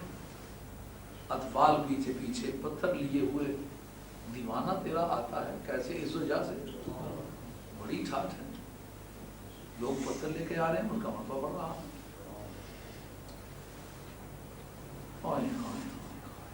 موسیٰ علیہ السلام کی طرف اشارہ کرنے سے مراد یہ ہے کہ اے میرے محبوب، موسیٰ علیہ السلام پر عروج کا وقت کون سا ہے؟ جب پہلا وطن مصر تھا، ادھر سے مہاجر ہو کے گئے تھے. دوسرا وطن اقامت وہ بنا لیا تھا جہاں سے جا کے شادی کی تھی. اب ادھر سے بھی چھوڑ کے آ گئے ہیں، ادھر داخلے کے چانسز بھی بہت کم ہیں. اب ساری دنیا سے کٹ گیا ہے، وہ وقت میری ملاقات کا. سمجھو بات؟ راضی جنہیں پیارا ہو گئے مرضی لوڑ سے دی، یہ تو مرضی اپنی لوڑ نہ کریں گے. وقت اختتام پذیر ہو گیا ہے. انشاءاللہ مزید آتے ہی نام سے کتابوں سے آئندہ جمعے انشاءاللہ درس دیا جائے گا. کتنی بات آپ کو اس صورت کا گزشتہ صورت سے کیا تعلق ہے، ان کا باہمی ربط کیا ہے، اور اس پہلی آیت کا آنے والے پیسے کے ساتھ کیا تعلق ہے. اتنی بات غالباً آپ کو سمجھا ہے. ایک سرسری سورہ بنی اسرائیل اور رکوع پہلا ہے اور آیت نمبر 2 شروع ہے. اعوذ باللہ من الشیطان الرجیم بسم اللہ الرحمن الرحیم. وآتینا موسى الكتاب وجعلناه هدى لبني إسرائيل ألا تتخذوا من دوني وكيلا ذرية من حملنا مع نوح إنه كان عبدا شكورا. وقضينا إلى بني إسرائيل في الكتاب لتفسدن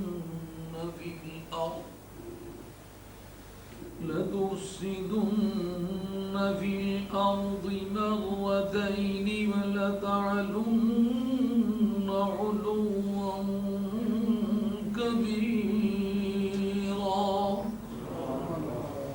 فإذا جاء وعد أولاهما بعثنا عليكم عبادا لنا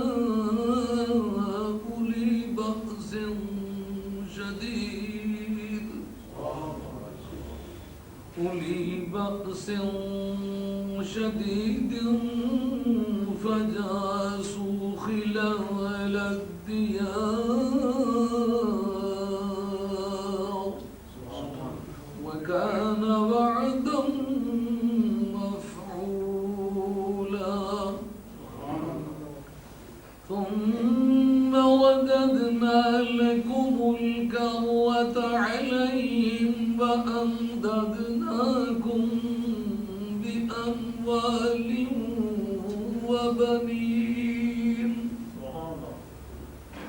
وبنين وجعلناكم أكثر نفيرا.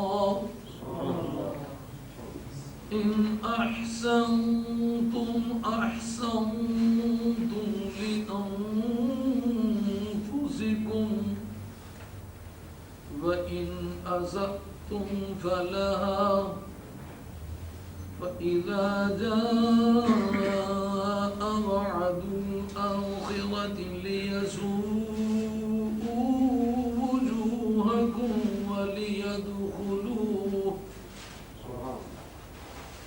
وليدخلوا المسجد كما دخلوه أول مرة وليتبروا ما علوا تتبيرا. عسى ربكم أن يرحمكم وإن عدتم عدنا وجعلنا جهنم للكافرين عصيرا. إن هذا القرآن يهدي للتي هي أقوم ويبشر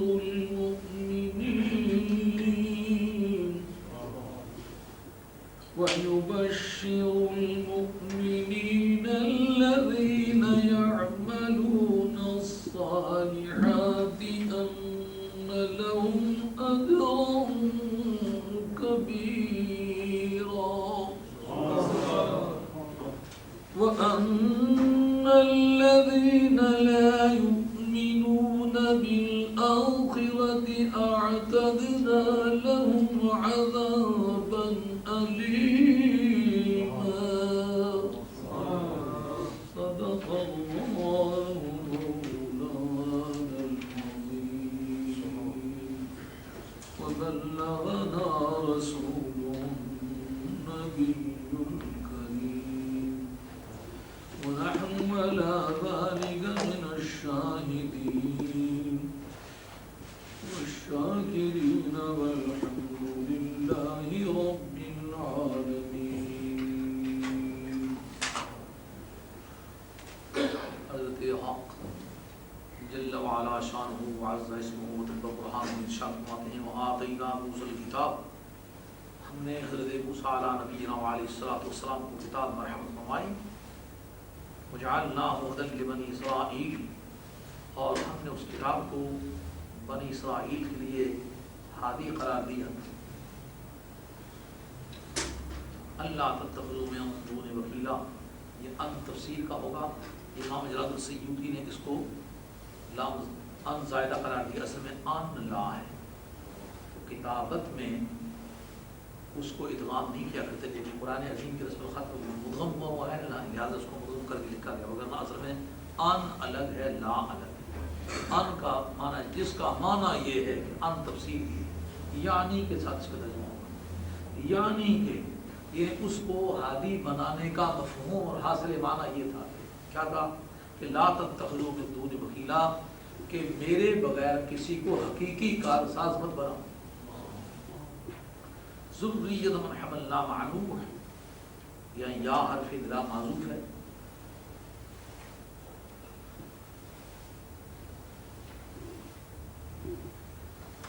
ذریۃ من حملنا، یہ مرادات نداء اور مرادات کی ترکیب قواعد کے مطابق ان لوگوں کی اولادوں جن کو ہم نے نوح علیہ السلام کے ساتھ سوار کیا تھا. انہ کان عبدا شکورا، واقعی وہ بہت ہی شکر گزار انسان ہے. وقضینا الی بنی اسرائیل بالکتاب لتفسدن فی الارض مرتین، اور ہم نے بنی اسرائیل کی طرف کتاب میں وہی بھیجی. قضا یقضی قضاء کے معنی فیصلہ کرنے ہوتے ہیں، لیکن قرآن عظیم میں اس مقام پر اعلی تفسیر کے نزدیک سے معنی یہ ہے ہم نے ان کو خبر بھیجی. اخبرنا الی بنی اسرائیل بالکتاب، ہم نے کتاب میں یعنی تورات، الکتاب سے مراد یہاں تورات، کتاب کے اندر بنی اسرائیل کی طرف ہم نے وہی بھیجی، اطلاع بھیجی. او خینا کے معنی وہی بھیجی، کیا خبر بھیجی؟ کیا خبر بھیجی؟ کہ لتفسدن فی الارض مرتین، کہ یقینی بات ہے کہ تم زمین میں 2 مرتبہ فساد کرو گے. وَلَتَعْلُنَّ عُلُوًّا كَبِيرًا، اور بے حد کبر و غرور کرو گے، تمہارے کبر و غرور کی کوئی حد نہ رہے گی. فَإِذَا جَاءَ وَعْدُ أُولَاهُمَا، ان دونوں وعدوں میں سے مرتن گزرا ہے، مرتین 2 مرتبہ کا، ان 2 مرتبہ میں سے پہلی مرتبہ کے وعدے کا جب وقت آیا تو کیا ہوا؟ بعثنا علیکم عبادا لنا، ہم نے کچھ اپنے بندوں کو آپ پر معمور کیا. ہم نے اپنے کچھ بندوں کو تم پر معمور کیا. اولی بأس شدید، جو سخت خوف والے تھے. فجاسوا خلال الدیار، تو وہ آبادیوں کے اندر جستجو میں گھس آئے، تمہیں تلاش کرتے ڈھونڈتے آبادیوں کے اندر گھس آئے. وکان وعدا مفعولا، اور وہ ایک وعدہ تھا جس سے ہو کے رہنا تھا. ثم رددنا لکم الکرہ، کرہ کے معنی باری کے بھی ہوتے ہیں اور کرہ کے معنی حملے کے بھی ہوتے ہیں، اس لیے مولا مرتضیٰ کا نام کرار استعمال ہوتا ہے، حملہ آور، بار بار حملے کرنے والا. رددنا میں لٹایا، ہم نے الٹ کر کے تمہارا ان پر حملہ کر دیا. وَأَمْدَدْنَاكُمْ بِأَمْوَالٍ وَبَنِينَ، اور مالوں اور اولادوں کے ذریعے سے تمہاری امداد فرمائی. وَجَعَلْنَاكُمْ أَكْثَرَ نَفِيرًا، اور ہم نے تمہیں گنتی کے لحاظ سے، جتھے کے لحاظ سے بڑھا دیا. ان احسنتم احسنتم لانفسکم، اگر تم اچھائی کرو تو تم نے اچھائی اپنی جانوں کے ساتھ کی ہوگی. وان اسأتم فلہا، اور اگر تم کوئی بدی کرو تو وہ بدی بھی تم نے اپنی جانوں کے ساتھ کی. فإذا جاء وعد الآخرة، جس وقت دوسری مرتبہ کا وعدہ آیا تو یہاں معذوف کی نہیں بات جاؤ تو پھر وہ بھی آ گئے. یہ شرط مذکور ہے، جزا معذوف ہے کیونکہ اس کی حذفیت پر یہاں کلمات موجود ہیں جو دلالت کرتے ہیں. کلام کی تین قسمیں تھیں، مساوات، اتناب اور ایجاز. جتنی بات ضرورت ہے اتنے کلمات، یہ مساوات ہے. جتنی بات ضرورت ہے اس سے زیادہ کلمات لگا کے بات میں زور یا محبت یا خوف یا مبالغہ وغیرہ پیدا کرنا، اس کا نام ہے اتناب. اور ایک ہے جس کا نام ہے ایجاز، جتنی بات ضرورت ہے اس سے کلمات کم کر کے بات کو پورے پیمانے پر نبھا دینا. یہ محاسن کلام میں سے اعلیٰ کلام. تو یہ ایجاز حذف کی. اب ایجاز کی دو قسمیں، ایک کلمات کو حذف کرنا، معنی ان کے باقی رکھنا. ایک یہ کلمات کو حذف نہ کرنا بلکہ کلمات ہی ایسے استعمال کرنا، لفظ تھوڑے ہوں معنی زیادہ. تو یہ ایجاز حذف کی مثال ہے. یہاں ہے کہ جب دوسری باری کا وعدہ آیا تو وہ آ گئے، یعنی دشمن جو ہم نے تم پر معمور کی تھے وہ آ گئے. کس لیے آئے؟ لِيَسُوءُوا وُجُوهَكُمْ، تاکہ وہ تمہارے منہوں کو بدنما کر کے چھوڑ دیں، تمہارے منہوں کو بگاڑ کے رکھ دیں. وَلِيَدْخُلُوا الْمَسْجِدَ كَمَا دَخَلُوهُ أَوَّلَ مَرَّةٍ، اور مسجد میں اسی طرح داخل ہوں جس طرح پہلی مرتبہ داخل ہوئے تھے. وَلِيُتَبِّرُوا مَا عَلَوْا تَتْبِيرًا، اور تاکہ اس چیز کو بری طرح سے تباہ کر برباد کر دیں جو ان کے ہاتھ لگے. مَا عَلَوْا، جس پر کہ وہ غالب آئیں، یعنی جس چیز پر وہ غالب آئیں، جو چیز ان کے ہاتھ لگے اس کو تباہ ہو برباد کر کے چھوڑ. عَسَىٰ رَبُّكُمْ أَن يَرْحَمَكُمْ، قریب ہے کہ تمہارا پروردگار تم پر رحم کرے. وَإِنْ عُدْتُمْ عُدْنَا، اگر تم لوٹ آئے تو بھی لوٹ آئے گے. وَجَعَلْنَا جَهَنَّمَ لِلْكَافِرِينَ حَصِيرًا، اور ہم نے جہنم کو کافرین کے لیے قید خانہ بنایا ہے، حصر کرنے میں روکنے والی بنایا ہے. ان هذا القرآن یہدی للتی ہی اقوم، واقعی یہ قرآن عظیم اس راستے کی رہنمائی کرتا ہے جو انتہائی اٹل اور مضبوط ہے.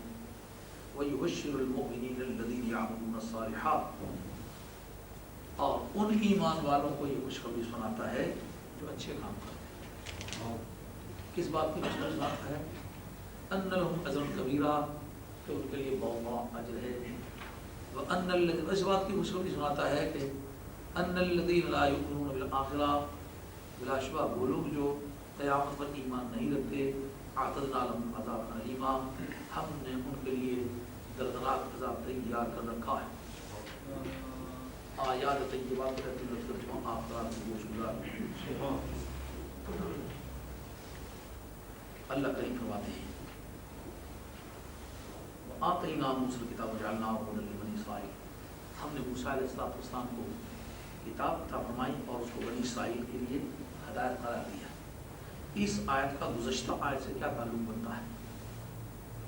گزشتہ آیت میں معراج شریف کا ذکر ہے اور اس میں موسیٰ علیہ السلام کا ذکر ہے. جوڑ تو کچھ بنتا ہوگا. کہا معراج محمدی علیہ صاحب السلام کہ معراج کی فلسفی کیا ہے؟ جب میرے راستے میں مہمات کو چلاتے ہوئے مصائب اور مشکلات و آفات و شدائد کی منتہا پہ پہنچے تو سر جا کر حضور کردگار نکلا. یعنی مصیبتیں جب آتی ہیں تو وصل یار کا راستہ ہموار کر دیتی. اس لیے کسی مسلمان کو دکھ میں مبتلا ہو کر ہتھیار نہیں پھینکنے چاہیے.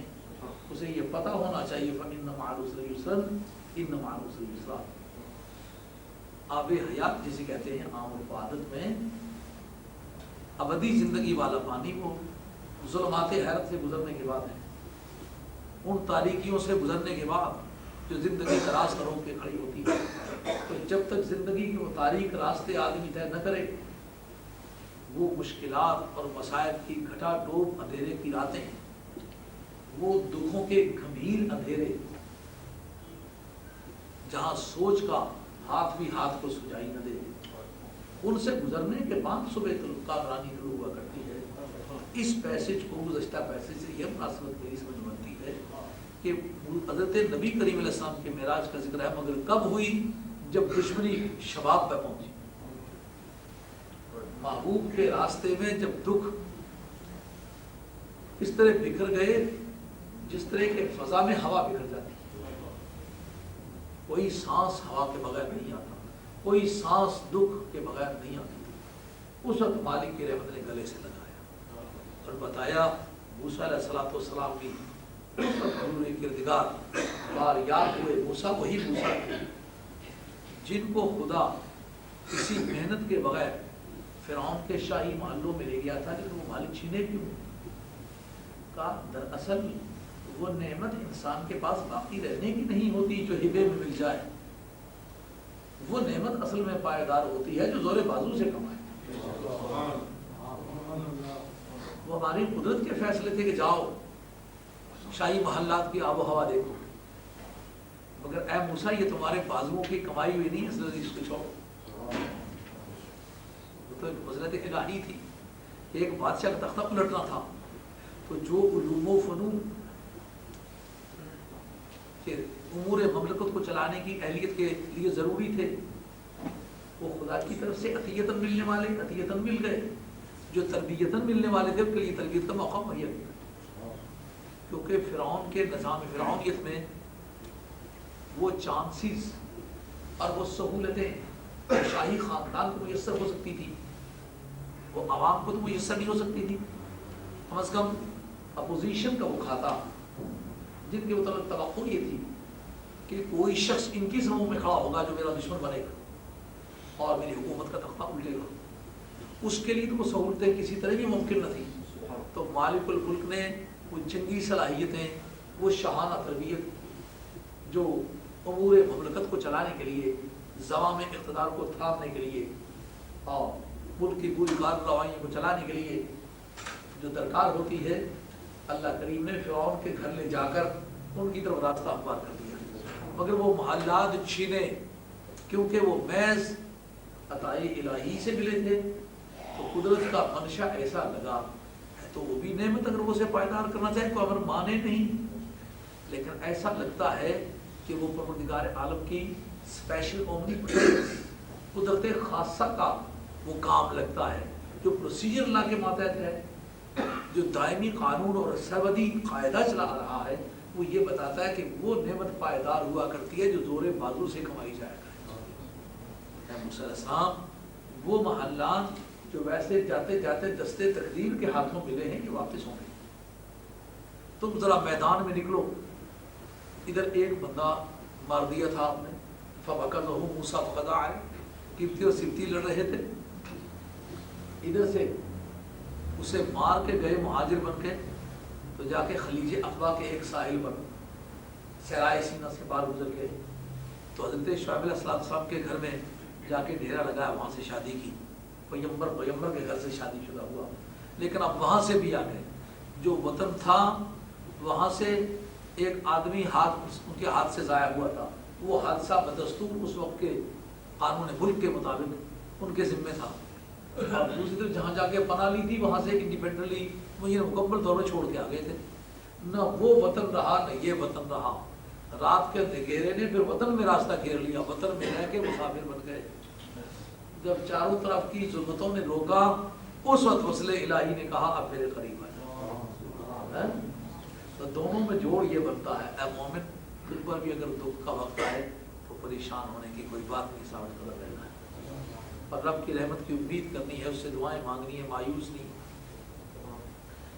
अल्लाह करीम फरमाते हैं फिर ऐसी मुश्किलात के दौर में हमने मूसा अलैहिस्सलाम को किताब अता फरमाई और उसको बनी इसराइल के लिए हदायत कराई। इस तफसीर की रूलिंग ये बताती है कि जिस तरह कोई किताब लिखी होती है ना, तो कहते हैं कि असम्बली ने इस कानून को बतौर कानून के फला महीने की फला तारीख को पास किया और इसके लिए जो इसकी एप्लीकेशन का दायरा होगा इस मुल्क का प्रेस्क्राइब्ड एरिया होगा।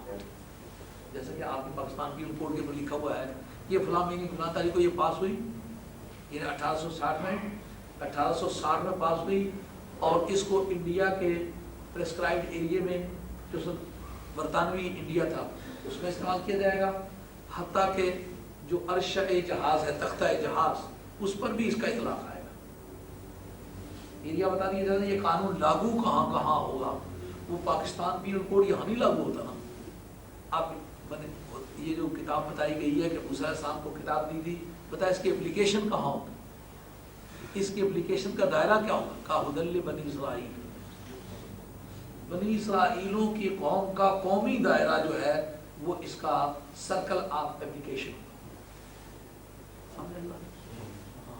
جو انیکٹمنٹ کا طریقہ کار ہے, اس کی انیکٹمنٹ بتلا لی ہے نا. یہ ساری دنیا کے لیے ہادی بن کے نہیں آئی. قرآن ہے ہدی للمتقین ہدی للناس.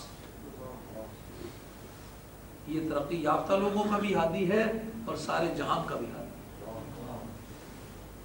شہر رمضان الذی انزل فیہ القرآن ہدی للناس وبینات من الہدی والفرقان. یہ سب لوگوں کے لیے ہے. فرق پتہ چلا؟ یعنی قرآن کا دائرہ استعمال اور تورات کا دائرہ استعمال بنیادی فرق کیا ہوا کہ تورات کا دائرہ استعمال صرف اولاد یعقوب ہے. اولاد یعقوب کے ایریے سے باہر اس کی اپلیکیشن کا کوئی طرف. تو اگر عزم قرآن اور قرآنی تحقیقات کے ذریعے سے یا خود بائبل کے اندرونی شاطیں جو بتاتی ہیں کہ میں بنی اسرائیل کی بھیڑوں کو ہانکنے کے لیے میں آیا ہوں, حضرت عیسیٰ علیہ السلام موسیٰ علیہ السلام کی تعلیمات اولڈ ٹیسٹمنٹ میں موجود ہیں جو بتاتے ہیں کہ میں بنی اسرائیل کی رہنمائی کے لیے آیا ہوں. تو بائبل کی اس رولنگ کو مد نظر رکھا جائے تو پھر یہ پوچھنے کی بات ہے کہ اے مغربی ممالک میں عیسائی مذہب کو اختیار کرنے والا تم نے کس دھوکے میں اختیار کیا؟ ہمارے لیے یہ کتاب آئی نہیں. اس کا جو دائرہ استعمال ہے وہی یہ نہیں ہے, یہ آؤٹ آف جورسڈکشن نہیں ہوا. کیا بھائی جس میجسٹریٹ کا جو جورسڈکشن پرسکرائب ہو اس کے بعد اس کے اختیارات کی اپلیکیشن ہوتی ہے, اس کی پاور جو انفورسیبل نہیں ہوتی نا. اس کا مقصد یہ ہے کہ جس طرح آپ کی ہر کتاب کے فرسٹ پیج پہ لکھا ہوتا ہے کہ یہ قانون پاس کب ہوا ہے, اس کی اپلیکیشن کہاں کہاں ہوگی, اس کے مطابق قرآن کہتا ہے ہدی لبنی اسرائیل.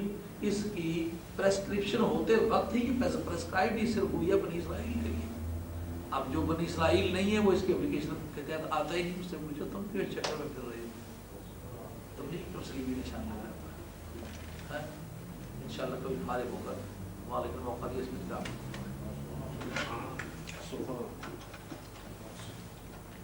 اور فرمایا کہ اس کا مقصد یہ تھا کہ تم میرے بغیر اپنا حقیقی کارساز کسی کو مت مانو. اب درمیان میں یہ جو آگے ضروریت من حملنا معه آیت کو نازل ہونے والی مکے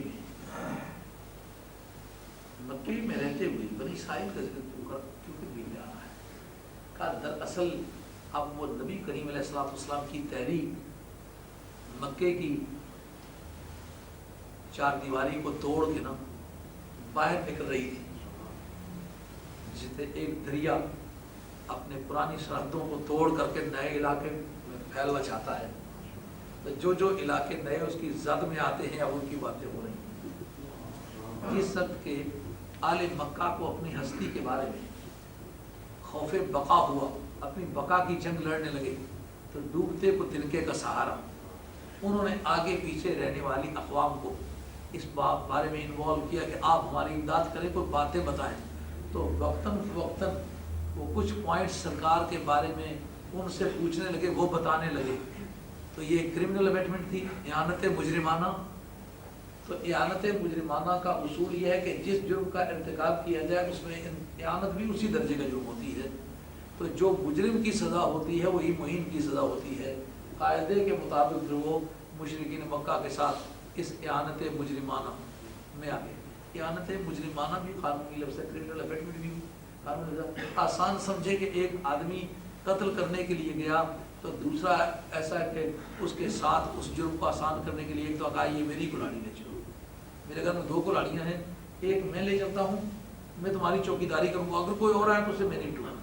تو یہ میری کلاڑی لے لو, تمہارے پاس نہیں تو کوئی بات نہیں, میرے بھائی ہو تم یہ میری کلاڑی لے کر کے آدمی مار ڈالو. اب جب سزا ہوگی تو دونوں کی ایک کیس میں, دونوں ایک کیس کے مجرم ہیں. تو اب بالکل اسی طرح کا کام بنی اسرائیل نے جب کرنا شروع کیا تو عزت میں آ گئے. اب ایک ایسی بات جو کفار مکہ کو بطور اپنے دعوی عظمت کے لیے وہ تو اولاد ابراہیم ہونا تھا، کہا یہ جس شرافت کو تم لیے پھرتے ہو نا، اس حالت میں تو یہ کام آنے کی ہے نہیں۔ کیوں بھائی؟ کہا اس وجہ سے کہ کفر سے تو نسب باقی نہیں رہتی، جب نسب باقی نہ رہے تو شرافت نسبی باقی نہیں رہتی۔ کپڑے کے اوپر رنگ تو جبھی باقی رہے گا جب کپڑا باقی رہے گا، جب کپڑا ہی نہیں رہے گا رنگ کیا رہے گا؟ عرض کو جوہر کے ساتھ زندہ رہنے کی عادت ہے، جب جوہر ہی نہ رہے تو عرض کہاں رہے؟ یہ جوہر اور عرض فلسفے کی اس طرح کبھی کسی دوسرے وقت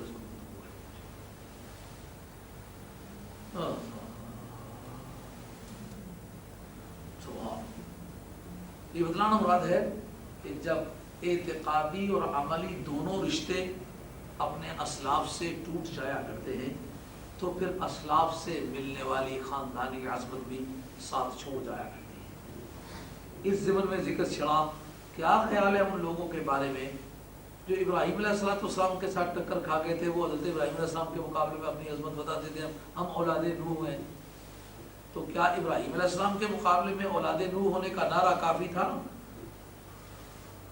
اب انہیں ہوش آنے کہ ہاں یہ بات تو ٹھیک ہے، ابراہیم علیہ السلام سے ٹکر ہو تو اولاد نوح ہونے کا اعلان کرنا کیوں؟ کہ اولاد نوح ہونے کا فائدہ تو اس کو پہنچے گا جو عقیدے میں حضرت نوح علیہ السلام کے مطابق ہو۔ اگر عقیدے اور عمل میں نوح علیہ السلام کے مخالف دھڑے میں ہو تو خود نوح علیہ السلام کی موجودگی میں جو ان کا بیٹا عقیدے میں اور عمل دونوں چیزوں میں مخالف تھا وہ کفار کے ساتھ اس کا انجام ہوا، تو جب اس وقت موجود ہونے والی اولاد عقیدے کی جدائی کی بنیادوں پر الگ سمجھی چھا کر اس کا کفار کے ساتھ حشر ہوا ہے تو بعد میں آنے والی اولاد کے بارے میں کچھ سوچنے کی بات باقی نہیں رہی۔ اندرین حالات وہ اولاد جو اولاد نوح تھی مگر مقابلے میں کھڑی تھی حضرت ابراہیم علیہ السلام کے، ظاہر کا وہ کفار تھے، تو جب وَإِنَّ مِنْ شِيعَتِهِ لَإِبْرَاهِيمَ ابراہیم علیہ السلام تو نوح علیہ السلام کی جماعت کے تھے، تو جب ان کے مخالف دھڑے پہ کوئی کھڑا ہوا تو بے شک اولاد نوح میں سے ہو، لیکن وہ تو آیا کہلائے گا تو کنانی کی اولاد میں سے سمجھا جائے گا، کافر جو ہو گیا۔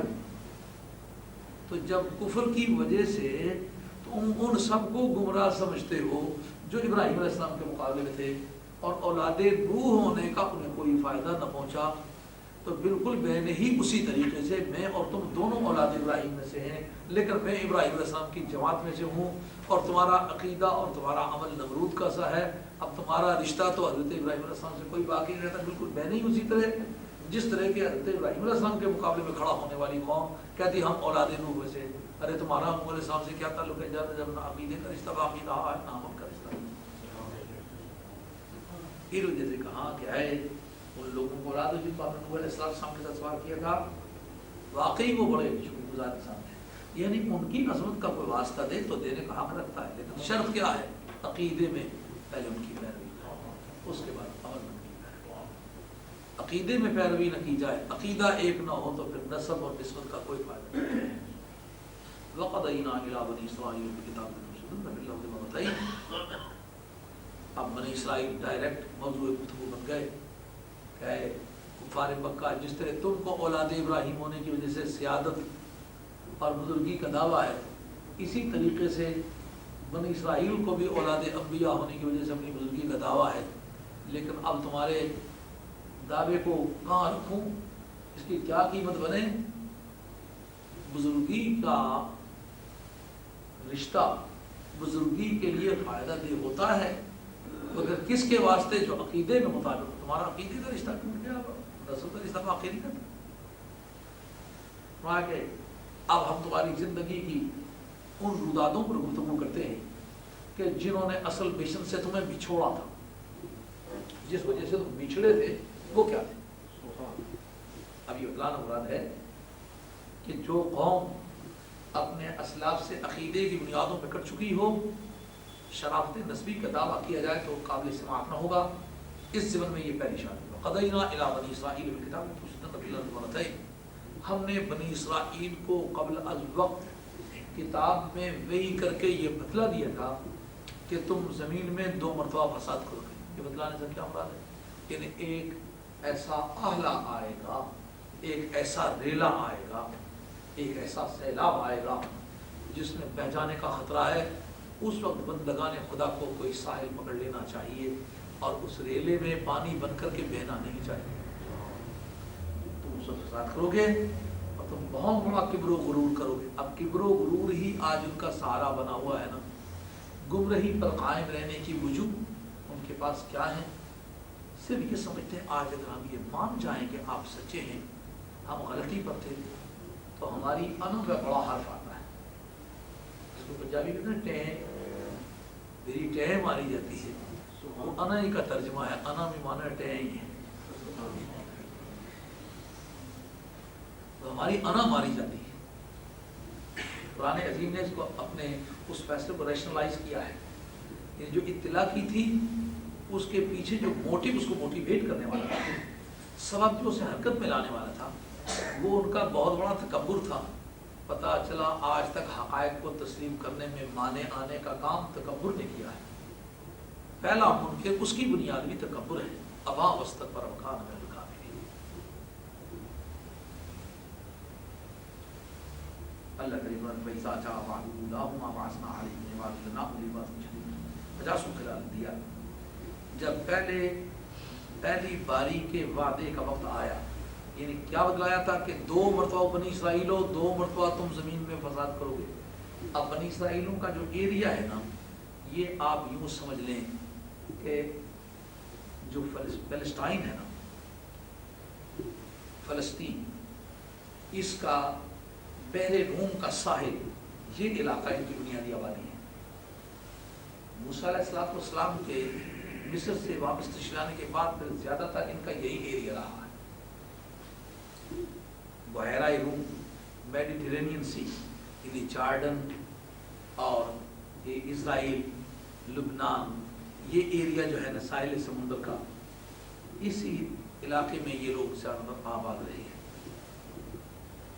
اب اس علاقے میں ان کو یہ بتلانا کہ تم 2 مرتبہ زمین پہ فساد کرو گے۔ جب پہلے وعدے کا وقت آیا تو کیا کیا ہم نے اپنے بندے تم پر بھیجے۔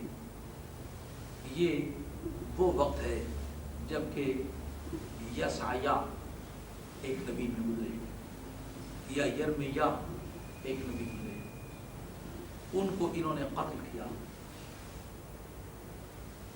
اور دنیا بھر کی معصیت کا ارتکاب کیا۔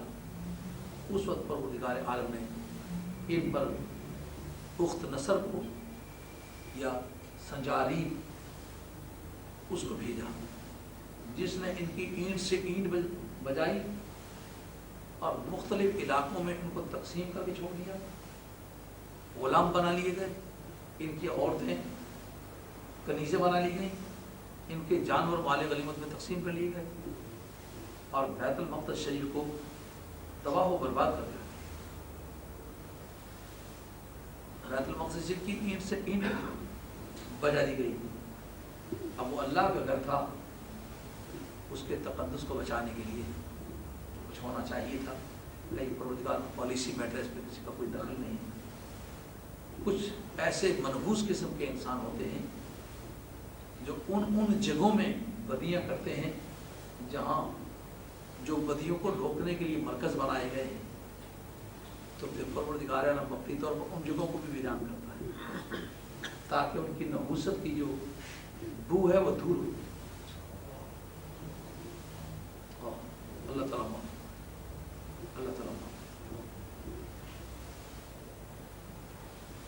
اس سے کیا نتیجہ نکلتا ہے؟ یہ نتیجہ نکلتا ہے آپ بزرگ نہیں یا میں بزرگ ہوں، آپ کو کوئی عزت ملی ہے جو مجھے ملی ہوئی ہے، آپ کو کوئی نعمتیں ملی ہیں مجھے ملی۔ سچے دل سے توبہ کرو خدا کی بات، ان خطوط کے مطابق استعمال کرو جو مالک الملک نے میرے اور آپ کے لیے متعین کی ہے۔ یہ آج کرنا ہے، آج یہ سن کے تو ایسا نہیں سمجھ یہ کسی کی کہانی ہے، یہ قرآن عظیم سارے جان کی رہنمائی کے لیے نازل ہوا ہے، کہانیوں کی کتاب نہیں، یہ ہدایت کی کتاب، یہ منزل مقصود کی نشاندہی کرتی ہے۔ یہ انڈائریکٹ میتھڈالوجی آف ٹیچنگ ہے، یعنی اس طریقے سے بات کو بتلانا کہ دوسرے سے کہنا اور آپ کو سمجھانا۔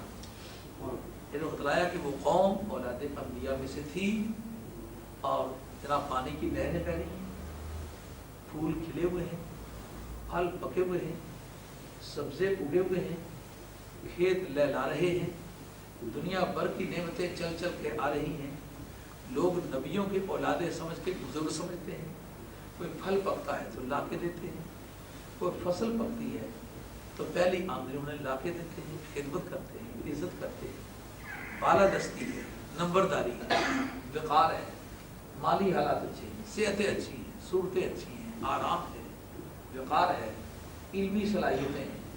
اب اس قوم نے جو خدا کی دی ہوئی نعمتوں کا غلط استعمال کیا۔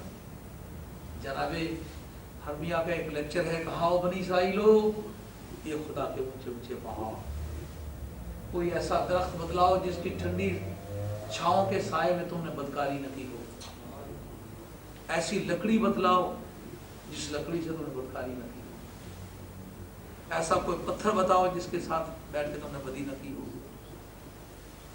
تم ایک علاقہ چھوڑ کے آؤٹنگ کے لیے دوسرے علاقے، یہ وہ بہت مرتبہ دیکھا ہوا ہے، اب جی بھر گئے دوسری تو جانا ہے۔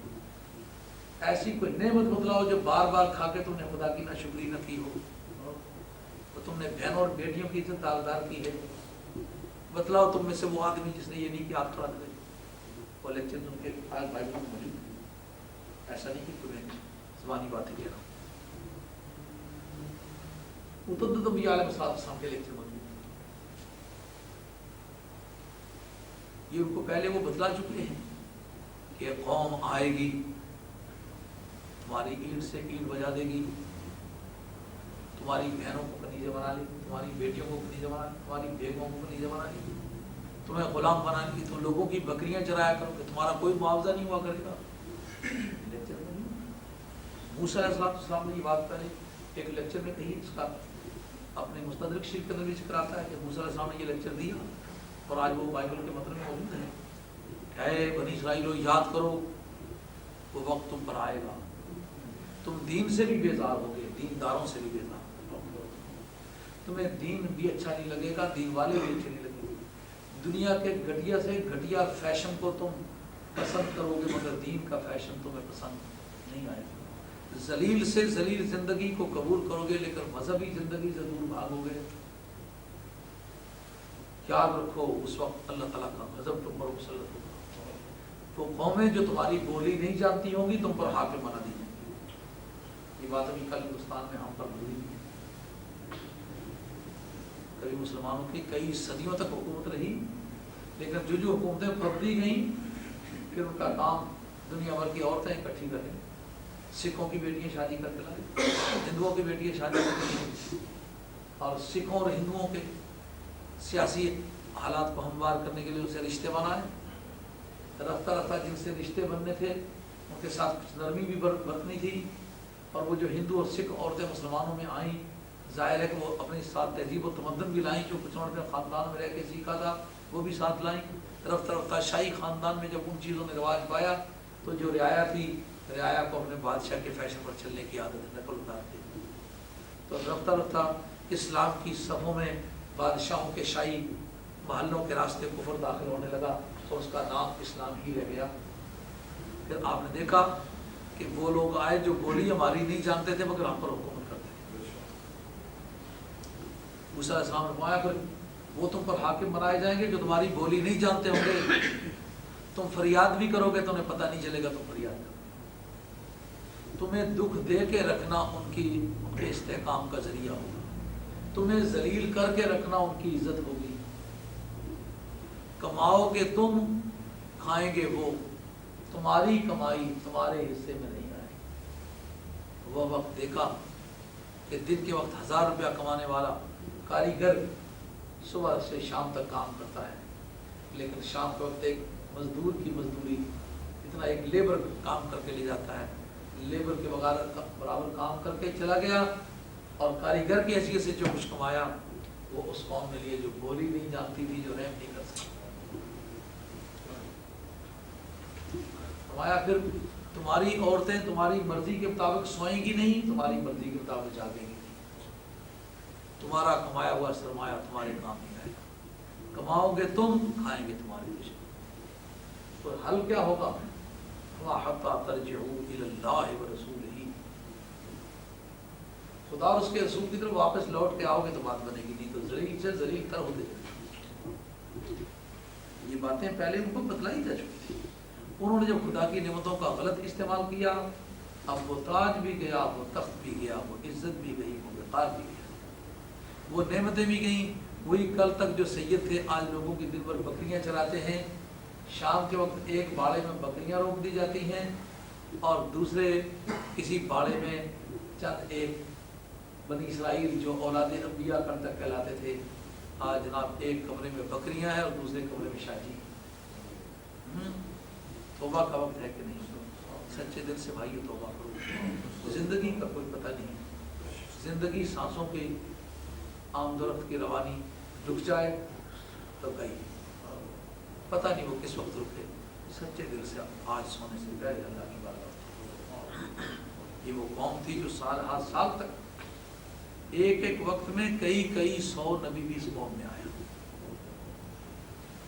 اس قوم نے زور اور عصر کی نماز کے درمیان 70 انبیاء علیہ السلام کو شہید کیے۔ یہ وہ قوم ہے۔ تو جس وقت کسی قوم کو عزت ملتی ہے ساتھ امتحان بھی ملتا ہے۔ ہم لوگ اس ملک میں آئے ہوئے ہیں، معاشی طور پر خوشحالی ہے سبھی لوگوں میں اور خدا کی نعمتیں ہیں، مگر آج عورتوں کی بے پردگی، جوانوں کی بے غیرتی اور مالی وسائل کا عریانیت کے لیے، فیشن کے لیے استعمال، دنیا کے ہر ذلیل سے ذلیل انسان کی نقل مگر مذہب کے نام سے فرار، ہر آدمی کی کاپی، ہر آدمی کی نقل مگر جس کا کلمہ پڑا ہے اس کی نقل کرتے ہوئے گھبراتا ہے۔ یہ خدا تعالیٰ کے غضب کا وقت ہے، توبہ کرنے کا وقت۔ ایک دوسرے کے منہ کر کے دیکھتے نہ رہو، توبہ کرنے میں جلدی کرو۔ خدا کی بارگاہ میں توبہ کرو، مالک تو سچا ہے، میں گنہگار ہوں، کوئی گناہ کیا تو بھی توبہ کرتا ہوں، نہیں کیا تو بھی توبہ کرتا ہوں۔ گناہ یارو اگر کریے نہ کریے، خدا دے غضب تھی ہر قوم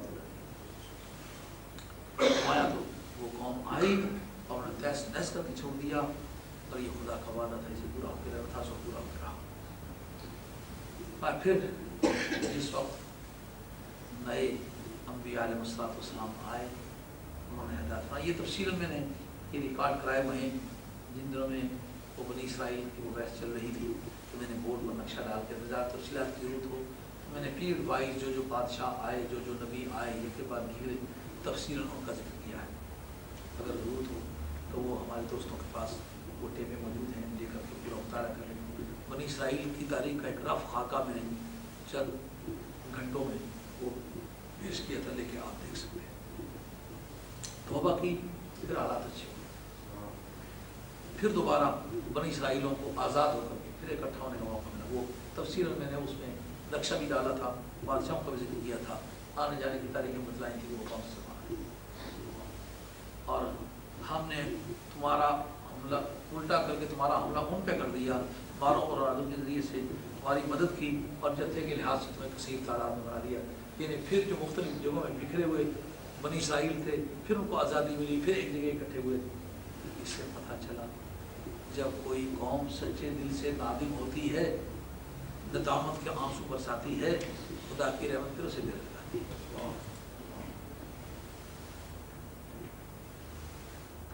پھر بحال ہو گئے۔ اللہ کے فرماتے ہیں ان احسنتم احسنتم لانفسکم، اگر تم نے کوئی اچھائی کی ہے تو یہ اچھائی تمہاری ابتدا کے لیے، وَإِنْ أَسَأْتُمْ فَلَهَا عَاقِبَةٌ، بدی کرو گے تو بدی بھی تمہاری ابتدا کی ہے۔ میں تمہاری بدی اور نیکی دونوں سے بات، نہ تمہاری نیکی کا مجھے کوئی فائدہ ہے، نہ تمہاری بدی کا مجھے کوئی نقصان ہے۔ اللہ کے فرماتے ہیں جب دوسری باری کا وعدہ آیا تو پھر وہ غصہ ہے۔ اس دوسری باری سے کون سے مراد ہے؟ عیسیٰ علیہ السلام کو شہید کرنے کی کوشش کرنا، زکریا علیہ السلام کو، یحییٰ علیہ السلام کو صحیح معنوں میں شہید کر دینا، دو نبیوں کو باپ بیٹے کو شہید کر ڈالنا، اور ایک نبی کو قتل کرنے کی کوشش کرنا لیکن ان کا آسمان میں اٹھایا جانا۔ اس کی سزا میں پھر وہ وقت آیا کہ وہ گھس آئے۔ اس سے مراد عیسیٰ علیہ السلام کے بعد شاہان روم اور شاہان ایران، یہ دونوں قومیں ان سرحدوں پہ آ کے لڑیں اور ان کو آپس میں تقسیم بنا کے کچھ انہوں نے غلام بنا لی، کچھ انہوں نے غلام بنا لی، کچھ ایرانیوں کے غلام، کچھ رومنوں کے غلام۔ پہلی مرتبہ تو سنجاریب نے یا بخت نصر نے آ کے بیت المقدس کو توڑا پھوڑا اور دیواروں کو گندگی سے لیپ لیا اور بری طرح سے ان کو منتشر کر دیا تھا. اور جب ان کا وقت ہے شاہان روم اور شاہان ایران کا، تو انہوں نے پہلے کے مقابلے میں اور زیادہ ذلیل کیا کہ تو کاٹے بری طرح سے، پھر کاٹنے کے بعد ان کو مختلف ممالک میں تقسیم کیا، ایک جگہ ان کی آبادی بھی نہیں ہوتی، بانٹے تو اس بے دردی سے بانٹے. ایک سپاہی اگر مانچسٹر کا رہنے والا ہے تو دوسرا لندن کا رہنے والا ہے، تیسرا گلاسکو کا رہنے والا ہے، ادھر دوری دوری پر بانٹے کہ آپس میں کبھی موت فوت کے پہ بھی ایک دوسرے کے ساتھ مل نہ سکے. اللہ تعالیٰ کو دعا آگے تاکہ تمہارے منہ کو بگاڑ کے رکھ دیں، اور تاکہ مسجد میں داخل میں جیسے پہلی مرتبہ داخل ہوئے تھے اور جو کچھ نے ہاتھ لگے اسے ٹکڑے کر کے چھوڑے. اللہ کی باتیں ہیں عسیٰ ربکم ان یرحمکم، اور اب اللہ تعالیٰ قریب ہے کہ تم پر رحم کریں، اگر تم توبہ کرو خدا کی رحمت میں قریب. جس وقت بھی توبہ کرو کہ 100 مرتبہ توبہ توڑ چکے ہو پھر توبہ کرو گے، توبہ کرو. لیکن ایسی توبہ کہ اس میری توبہ سے توبہ توبہ توبہ کر اٹھی، یہ توبہ نہیں کہلاتی، خدا سے مراد. اگر تم لوٹ آئے جیسا کہ نبی کریم علیہ السلام کے زمانے میں پھر کفر و دلالت پہ اترا اور بدی پہ اترا، ہم بھی واپس آ جائیں گے. یعنی تم نے اگر نبی کریم علیہ السلام کی مخالفت میں کمر باندھ لی کہ ہم کبھی نہیں ٹلیں گے اور ہر بدی سرکار کی ذات پاک سے کریں گے، تو پھر یاد رکھو ضربت علیہم الذلۃ والمسکنۃ وباؤوا بغضب من اللہ. بنی اسرائیل پر اللہ کی بات ہے ہم نے ذلت کی مہر مار دی کہ مسلمانوں نے اٹھ کے رومن امپائر کو بھی کبھی تختہ الٹ دیا اور پرشین امپائر کو بھی تختہ الٹ دیا، اور وہ کل تک جو نمبردار بنے پھرتے تھے مذہبی رہنمائیوں کے، ان کو غلام بنا دیا اور جگہ جگہ مسلمانوں کے گھوڑے باندھنے لگے. اللہ کے بندے وجعلنا جہنم للکافرین حصیرا، ہم نے کافروں کے لیے جہنم کو قید خانہ بنایا ہے. اب وہ ساری بات کرنے کے بعد پھر عام نمبر سے مطلب مسلمان سے بات ہونے لگی ہے. فإن هذا القرآن يهدي للتي هي أقوم، یہ قرآن سیدھے راستے کی نشاندہی کرتا ہے، کوئی بھی اس راستے پر آ سکتا ہے. اور مومنوں کو جنہوں نے اچھے کام کیے اس بات کی خوشخبری سناتا ہے کہ ان کے لیے بہت بڑا اجر ہے، اور اس بات کی بھی خوشخبری میں سناتا ہے کہ جو آخرت پر ایمان نہیں لاتے ان کے لیے دردناک عذاب تیار ہے. یہ وہ دونوں خوشخبریاں مومنوں کو ہیں، ایک تو ان کو اجر عظیم ملے گا، دوسرا یہ کہ ان کی اپوزیشن کے لیے دردناک عذاب ہے. یہ دونوں خوشخبریاں ان کے لیے ہیں. معلومات کسی کو ملنا یہ بھی کسی کے لیے خوشی کی بات ہے، بشارت ہے، اور اس کے دشمن کا ذلیل ہونا بھی یہ بھی بشارت ہے. آج کا مضمون اختتام پذیر ہوتا ہے. کوئی دوست کسی بارے میں سوال کرنا چاہیں تو میرے